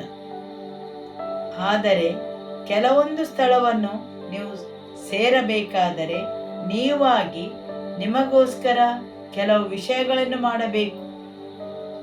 ನಿಮ್ಮ ನೆರೆಯವರಿಗೆ ಹೇಳಿ, ನೀವು ನಿಮ್ಮ ಹೃದಯಗೋಸ್ಕರ ಏನನ್ನಾದರೂ ಮಾಡಬೇಕು. ನೀವು ಅದನ್ನು ಸುನ್ನತಿ ಮಾಡಬೇಕು.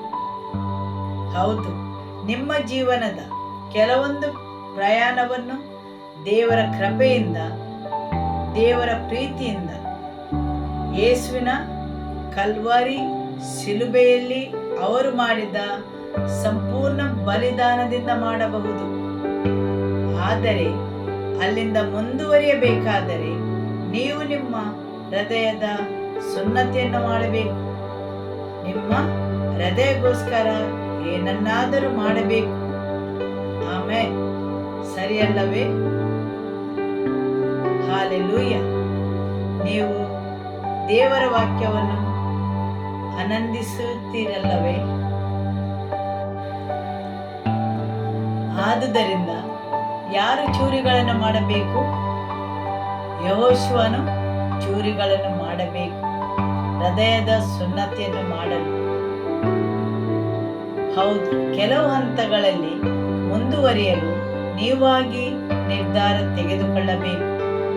ನೀವಾಗಿ ಮೊದಲ ಸ್ಥಾನವನ್ನು ಕೊಡಲು ದೇವರಿಗೆ ನಿರ್ಧರಿಸಬೇಕು.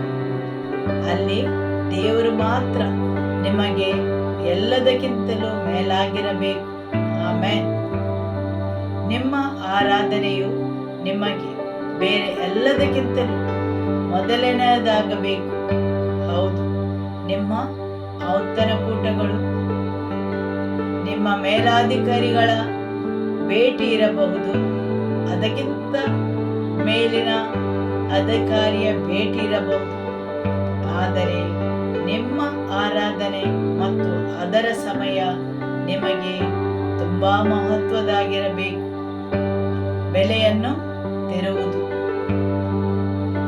ನಿಮ್ಮ ನೆಂಟರ ಮದುವೆ ಇರಬಹುದು ಅಥವಾ ಅಂತಹ ಬೇರೆ ಯಾವುದೇ ಕಾರ್ಯಕ್ರಮಗಳಿರಬಹುದು. ಆದರೆ ನಾನು ಆರಾಧನೆಯನ್ನು ಆಯ್ಕೆ ಮಾಡುತ್ತೇನೆ. ಅಂತಹ ಸುನ್ನತಿ ಇಲ್ಲದೆ ನೀವು ದಾಟಿ ಹೋಗಲಾರಿರಿ. ಆಮೆನ್. ಸರಿಯಲ್ಲವೇ? ಹೌದು, ದೇವರು ಯೆಹೋಶುವನಿಗೆ ಹೇಳಿದರು, ನೀನು ಸುನ್ನತಿಯನ್ನು ಮಾಡದ ಹೊರತು ಇಲ್ಲಿಂದ ಮುಂದುವರಿಯಬೇಡ. ಹೌದು, ಕೆಲವು ನಿರ್ದಿಷ್ಟ ಸ್ಥಳದವರೆಗೆ ದೇವರ ಕೃಪೆಯಿಂದ ನೀವು ಮುಂದುವರಿಯಬಹುದು. ದೇವರ ರಾಜ್ಯವನ್ನು ದೇವರ ಕೃಪೆ ಮತ್ತು ದಯೆಯಿಂದ, ಯೇಸು ಸಂಪೂರ್ಣ ಮಾಡಿದ ಬಲಿದಾನದಿಂದ ನೀವು ಪ್ರವೇಶಿಸಬಹುದು. ಆದರೆ ಅಲ್ಲಿಂದ ನೀವು ಮುಂದುವರಿಯಲು ನೀವು ಬೆಲೆಯನ್ನು ತೆರಬೇಕಾಗುತ್ತದೆ. ಆ 5 ಕನ್ಯೆಯರು ಬಂದು ಹೇಳುತ್ತಾರೆ, ನಮ್ಮಲ್ಲಿದ್ದ ಎಣ್ಣೆಯು ಖಾಲಿಯಾಗಿದೆ ಎಂದು. ಆವಾಗ ಉಳಿದ 5 ಮಂದಿ ಏನು ಹೇಳಿದರು? ಹೋಗಿ ಖರೀದಿಸಿ. ಹೌದು, ಏನು ಹೇಳಿದರು? ಹೋಗಿ ಖರೀದಿಸಿ. ಆದುದರಿಂದ ದೇವರ ರಾಜ್ಯದಲ್ಲಿ ಕೆಲವೊಂದು ಸಂಗತಿಗಳು ಧರ್ಮಾರ್ಥವಾಗಿ ಸಿಗುವುದಾದರೆ ಕೆಲವೊಂದು ವಿಷಯಗಳಿಗೆ ಬೆಲೆಯನ್ನು ತೆರಬೇಕಾಗುತ್ತದೆ. ಸರಿಯಲ್ಲವೇ? ಹೌದು, ತುಂಬಾ ಜನರು ಹೇಳಬಹುದು, ಎಲ್ಲವೂ ದೇವರ ಕೃಪೆಯಿಂದ ಎಂದು. ಇಲ್ಲ, ಅದು ಸಾಧ್ಯವಿಲ್ಲ. ಬೈಬಲ್ ಅದನ್ನು ಕಲಿಸುವುದಿಲ್ಲ. ತುಂಬಾ ಸಂಗತಿಗಳು ಕೃಪೆಯಿಂದ ಮಾತ್ರ ದೊರಕಬಹುದು. ಆದರೆ ಕೆಲವು ಸಂಗತಿಗಳಿಗೆ ನೀವು ಬೆಲೆಯನ್ನು ತೆರಬೇಕಾಗುತ್ತದೆ. ಆಮೆನ್. ಸುನ್ನತಿ ಇಲ್ಲದೆ, ಬೇರ್ಪಡಿಸುವಿಕೆ ಇಲ್ಲದೆ ಕೆಲವು ಸಂಗತಿಗಳನ್ನು ಅನುಭವಿಸಲು ತುಂಬಾ ಕಠಿಣವಾಗಿರುತ್ತದೆ. ದೇವರು ಇಸ್ರಾಯೇಲರನ್ನು ನಿರ್ದಿಷ್ಟ ಸ್ಥಳದಿಂದ ನಿರ್ದಿಷ್ಟ ಸ್ಥಳದವರೆಗೆ ಕರೆತಂದು ತನ್ನ ಉಪಸ್ಥಿತಿಯಿಂದ ದಾಟಿ ಹೋಗುವಂತೆ ಮಾಡಿದರು. ಆದರೆ ಅಲ್ಲಿಂದ ಮುಂದುವರಿಯಲು ಅವರು ಸುನ್ನತಿಯನ್ನು ಮಾಡಬೇಕಿತ್ತು. ಯಾಕೆ? ದೇವರ ವಾಕ್ಯವು ಮುಂದುವರಿಸುತ್ತಾ ಹೇಳುತ್ತದೆ ಯಾಕೆಂದು. ಯೆಹೋಶುವ ಅಧ್ಯಾಯ 5 ವಾಕ್ಯ 3ರಿಂದ. ಯೆಹೋಶುವನು ಕಲ್ಲಿನ ಚೂರಿಗಳನ್ನು ಮಾಡಿಕೊಂಡು ಸುನ್ನತಿ ಗುಡ್ಡದಲ್ಲಿ ಇಸ್ರಾಯೇಲರಿಗೆ ಸುನ್ನತಿ ಮಾಡಿದನು. ಯೆಹೋಶುವನು ಸುನ್ನತಿ ಮಾಡಿದ್ದಕ್ಕೆ ಕಾರಣವೇನೆಂದರೆ, ಐಗುಪ್ತದಿಂದ ಹೊರಟು ಬಂದ ಗಂಡಸರಲ್ಲಿ ಯುದ್ಧ ವೀರರೆಲ್ಲರೂ ಆ ದೇಶವನ್ನು ಬಿಟ್ಟು ಬಂದ ನಂತರ ಅರಣ್ಯದಲ್ಲಿ ಸತ್ತು ಹೋದರು. ಅಲ್ಲಿಂದ ಬಂದಿದ್ದ ಗಂಡಸರಿಗೆಲ್ಲ ಸುನ್ನತಿಯಾಗಿತ್ತು. ಐಗುಪ್ತವನ್ನು ಬಿಟ್ಟ ನಂತರ ಅರಣ್ಯ ಪ್ರಾಣಾಯದಲ್ಲಿ ಹುಟ್ಟಿದ ಹುಟ್ಟಿದ ಗಂಡು ಮಕ್ಕಳಿಗೆ ಸುನ್ನತಿಯಾಗಿರಲಿಲ್ಲ. ಹೌದು, ಅವರಲ್ಲಿ ಅರಣ್ಯ ಪ್ರಯಾಣದಲ್ಲಿ ಹುಟ್ಟಿದವರಿದ್ದರು, ಸರಿಯಲ್ಲವೇ? ಅವರು ಮರುಭೂಮಿಯಿಂದ ದಾಟಿ ಹೋಗುವಾಗ ಅವರಿಗೆ ಮಕ್ಕಳು ಜನಿಸಿದರು. ಮರುಭೂಮಿಯಿಂದ ದಾಟಿ ಹೋಗುವಾಗ ಅವರಿಗೆ ಮಕ್ಕಳು ಜನಿಸಿದರು. ಅದೇ ರೀತಿ ನಿಮ್ಮ ಜೀವನದ ಮರುಭೂಮಿಯಲ್ಲಿ ನೀವು ಹಾದು ಹೋಗುವಾಗ ನೀವು ಕೆಲವು ವಿಷಯಗಳಿಗೆ ಜನ್ಮವನ್ನು ನೀಡುತ್ತೀರಿ. ನಿಮ್ಮ ಮರುಭೂಮಿಯಲ್ಲಿ ದಾಟಿ ಹೋಗುವಾಗ, ನಿಮ್ಮ ವನ ಪ್ರದೇಶಗಳಿಂದ ಹಾದು ಹೋಗುವಾಗ, ಹೌದು, ಇಸ್ರಾಯೇಲರು ತಮ್ಮ ಪ್ರಯಾಣವನ್ನು ಮಾಡುವಾಗ ಮರುಭೂಮಿ ಮತ್ತು ಅರಣ್ಯಗಳಿಂದ ಅವರು ಹಾದು ಹೋಗಬೇಕಿತ್ತು. ಆ ಪ್ರಯಾಣದಲ್ಲಿ ಇಸ್ರಾಯೇಲಿನ ಹೆಂಗಸರು ಹೇಗೆ ಮಕ್ಕಳಿಗೆ ಜನ್ಮ ಕೊಟ್ಟರು, ಅದೇ ರೀತಿ ನಿಮ್ಮ ಮರುಭೂಮಿಯಲ್ಲಿ ನೀವು ಪ್ರಯಾಣಿಸುವಾಗ ನೀವು ಕೆಲವು ಸಂಗತಿಗಳಿಗೆ ಜನ್ಮವನ್ನು ನೀಡುತ್ತೀರಿ. ಆ ಮರುಭೂಮಿಯಲ್ಲಿ ನಿಮ್ಮಲ್ಲಿ ಕೆಲವು ಕಲ್ಪನೆಗಳು ಹುಟ್ಟುತ್ತವೆ, ಆದರೆ ಅವುಗಳು ಸುನ್ನತಿ ಇಲ್ಲದವುಗಳು. ಯಾಕೆಂದರೆ ಅವುಗಳು ಮರುಭೂಮಿಯಲ್ಲಿ ಹುಟ್ಟಿದವು. ದೇವರ ಪ್ರಸನ್ನತೆಯಿಂದ ನೀವು ದೂರ ಸರಿದಿದ್ದೀರಿ. ಅನೇಕ ಸಲ ನೀವು ದೇವರ ಹಾಜರುತನದಿಂದ ದೂರ ಹೋಗಿರುತ್ತೀರಿ ಮತ್ತು ನೀವು ಪ್ರಾಪಂಚಿಕ ವಸ್ತುಗಳನ್ನು ಆಯ್ಕೆ ಮಾಡುತ್ತೀರಿ. ನಿಮ್ಮದೇ ಆಸೆಗಳ ಹಿಂದೆ ನಿಮ್ಮದೇ ದಾರಿಗಳಲ್ಲಿ ಹೋಗಿರುತ್ತೀರಿ ಮತ್ತು ನಿಮ್ಮ ಮರುಭೂಮಿಯನ್ನು ಸೇರುತ್ತೀರಿ. ಆ ಮರುಭೂಮಿಯಲ್ಲಿ ನೀವು ಜನ್ಮ ನೀಡುತ್ತೀರಿ ಕೆಲವು ವಿಷಯಗಳಿಗೆ, ಕೆಲವು ಕಲ್ಪನೆಗಳಿಗೆ, ಕೆಲವು ಯೋಜನೆಗಳಿಗೆ, ಆದರೆ ಅವುಗಳು ಸುನ್ನತಿಲ್ಲದವುಗಳು. ಆಮೆನ್. ನಿಮಗೆ ಅರ್ಥವಾಗ್ತದಲ್ಲವೇ? ಹಾಲೆಲೂಯ.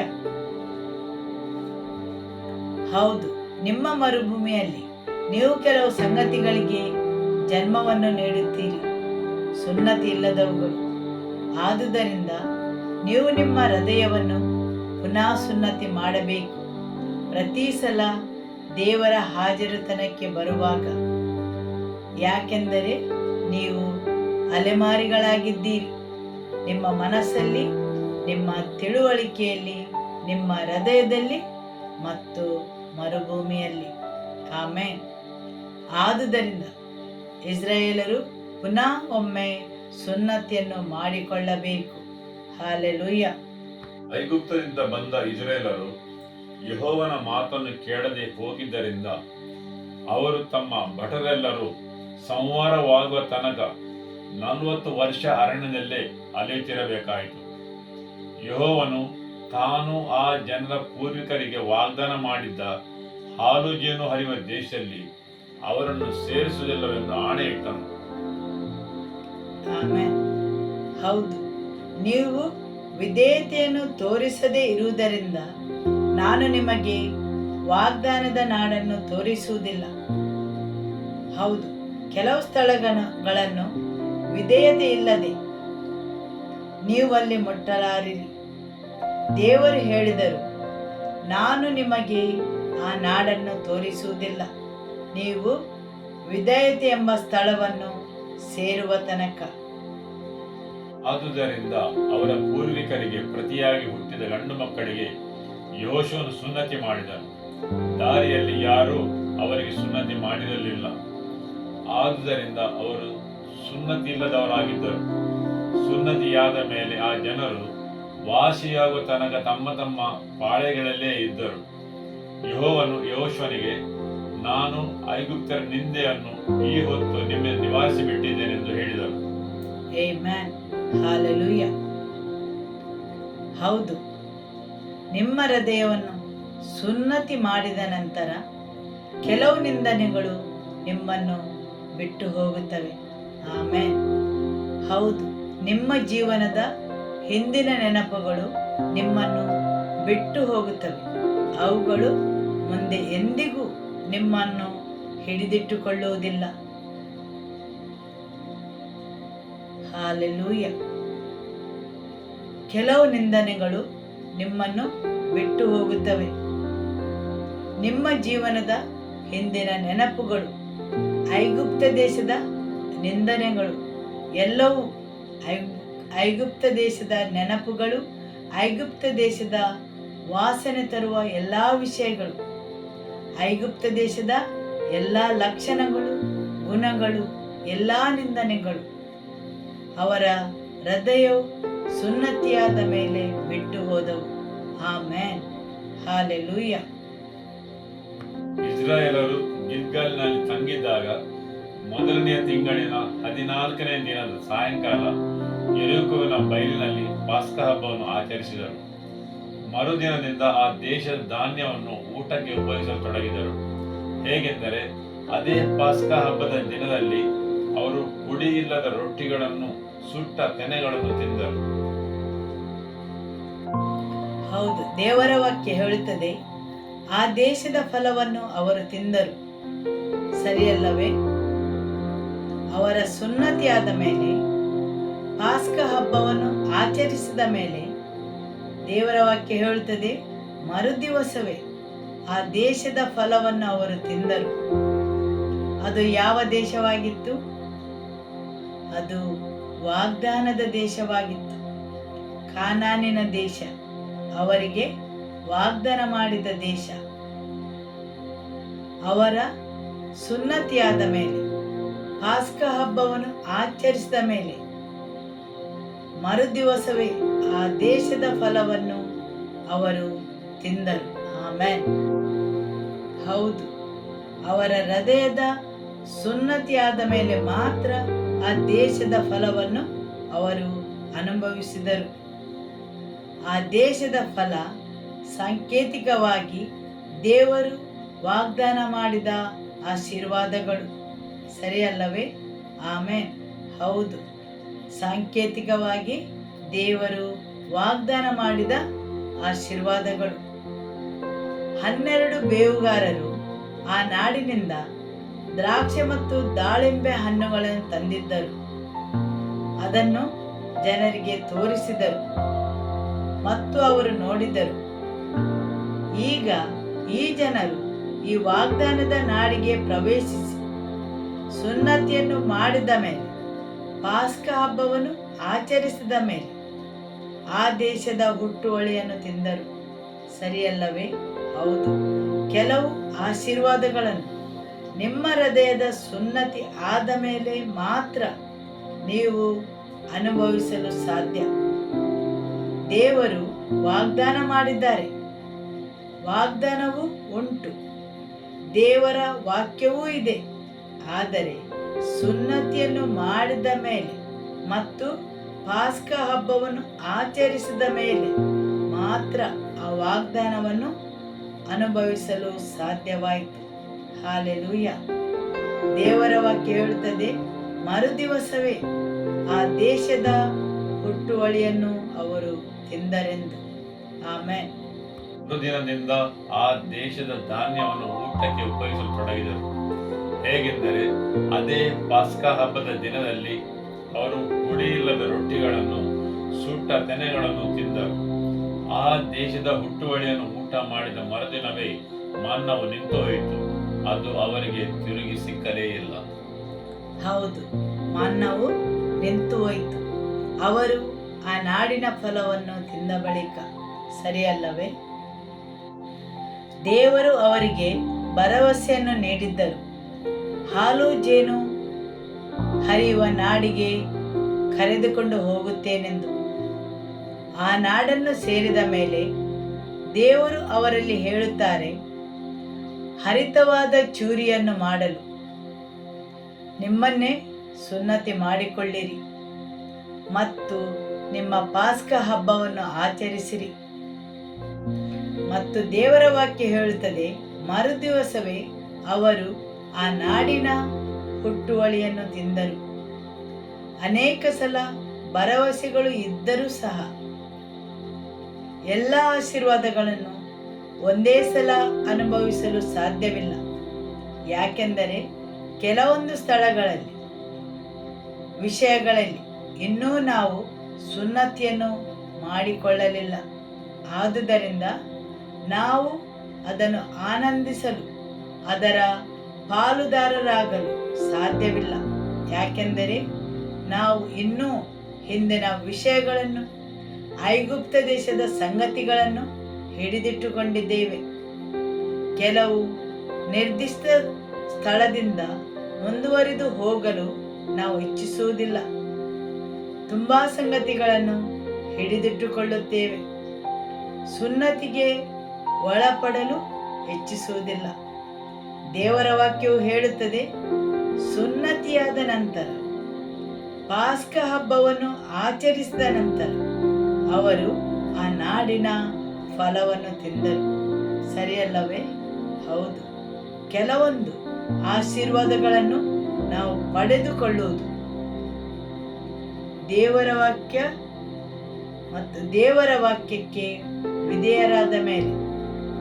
ಕೆಲವೊಂದು ವಿಷಯಗಳನ್ನು ನಾವು ಧರ್ಮಾರ್ಥವಾಗಿ ಅನುಭವಿಸಬಹುದು.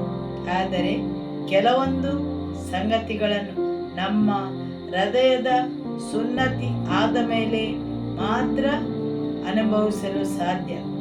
ಬೆಲೆಯು ತೆರಬೇಕಾಗುತ್ತದೆ. ಅದು ನಿಮ್ಮ ನಿರ್ಧಾರವನ್ನು ಒಳಗೊಂಡಿದೆ. ಸಬ್ಬತ್ ದಿನವನ್ನು ಪ್ರತ್ಯೇಕವಾಗಿಡಬೇಕು. ಬೇರೆ ಎಲ್ಲದಕ್ಕಿಂತ ದೇವರ ಪ್ರಸನ್ನತೆಗೆ, ಉಪಸ್ಥಿತಿಗೆ, ದೇವರ ಪ್ರಸನ್ನತೆ, ದೇವರ ಉಪಸ್ಥಿತಿ ನನಗೆ ಅತಿ ಮುಖ್ಯವಾಗಿದೆ. ಹೌದು, ನಾನು ಪ್ರಪಂಚದ ಹಿಂದೆ ಓಡುವುದಿಲ್ಲ. ಪಾರ್ಟಿ, ಮದುವೆ ಅವುಗಳ ಹಿಂದೆ ಹೋಗುವುದಿಲ್ಲ. ನಾನು ಸಬ್ಬತ್ತನ್ನು ಗೌರವಿಸ್ತೇನೆ. ಸಬ್ಬತ್ತಿನ ದೇವರನ್ನು ಗೌರವಿಸ್ತೇನೆ. ಆಮೇನ್. ನಿಮ್ಮ ಹೃದಯದ ಸುನ್ನತಿ, ಹೌದು, ಆಮೇನ್. ಅದಿಲ್ಲದೆ ಜನರು ದೇವರ ಭರವಸೆಯನ್ನು ಸಂಪೂರ್ಣವಾಗಿ ಅನುಭವಿಸಲು ಸಾಧ್ಯವಿಲ್ಲ. ನೀವು ಹರಿತವಾದ ಚೂರಿಯನ್ನು ಮಾಡಿ ಅದರಿಂದ ಕೆಲವು ವಿಷಯಗಳನ್ನು ಪ್ರತ್ಯೇಕಿಸಬೇಕು ಮತ್ತು ಅದು ನಿಮ್ಮ ಹೃದಯವನ್ನು ಕತ್ತರಿಸುತ್ತದೆ. ಇಸ್ರಾಯೇಲರಿಗೆ ಅವರ ಮುಂದೊಗಲು ಕತ್ತರಿಸಬೇಕಿತ್ತು, ಆದರೆ ಹೊಸ ಒಡಂಬಡಿಕೆಯಲ್ಲಿ ಅದು ನಿಮ್ಮ ಹೃದಯವಾಗಿದೆ. ದೇವರಿಗೋಸ್ಕರ ನೀವು ತೆಗೆದುಕೊಂಡ ನಿರ್ಧಾರಗಳು ದೇವರಿಗೆ ಕೊಟ್ಟ ಮೊದಲ ಆದ್ಯತೆ. ನೀವು ಗೌರವಿಸುವ ವಿಷಯಗಳಾಗಿರಬೇಕು. ಆಮೇನ್. ಸರಿಯಲ್ಲವೇ? ಹಾಲೆಲೂಯ. ಯೇಸುವೇ ವಂದನೆ. ಈ ಹೊತ್ತು ನಿಮ್ಮ ಹೃದಯವನ್ನು ಯೇಸುವಿಗೆ ಸಮರ್ಪಿಸಿರಿ. ಹಾಲೆಲೂಯ. ಯೇಸುವೇ ಸ್ತೋತ್ರ.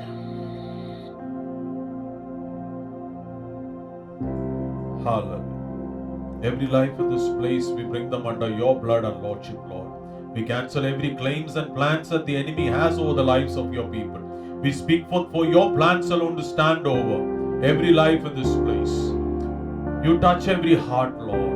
You touch every life, Lord, and draw them closer to you these days, Lord. Give them the grace, Lord, to seek after thee. Where you mean more to them than anything else, Lord. May you become the most valuable thing in their lives, Father. Touch every heart, Father, for your glory. In Jesus' name. Amen. May the love of God the Father, may the peace of our Lord Jesus Christ, and the fellowship of the Holy Spirit be with you all. Go in the peace of the Lord be with you.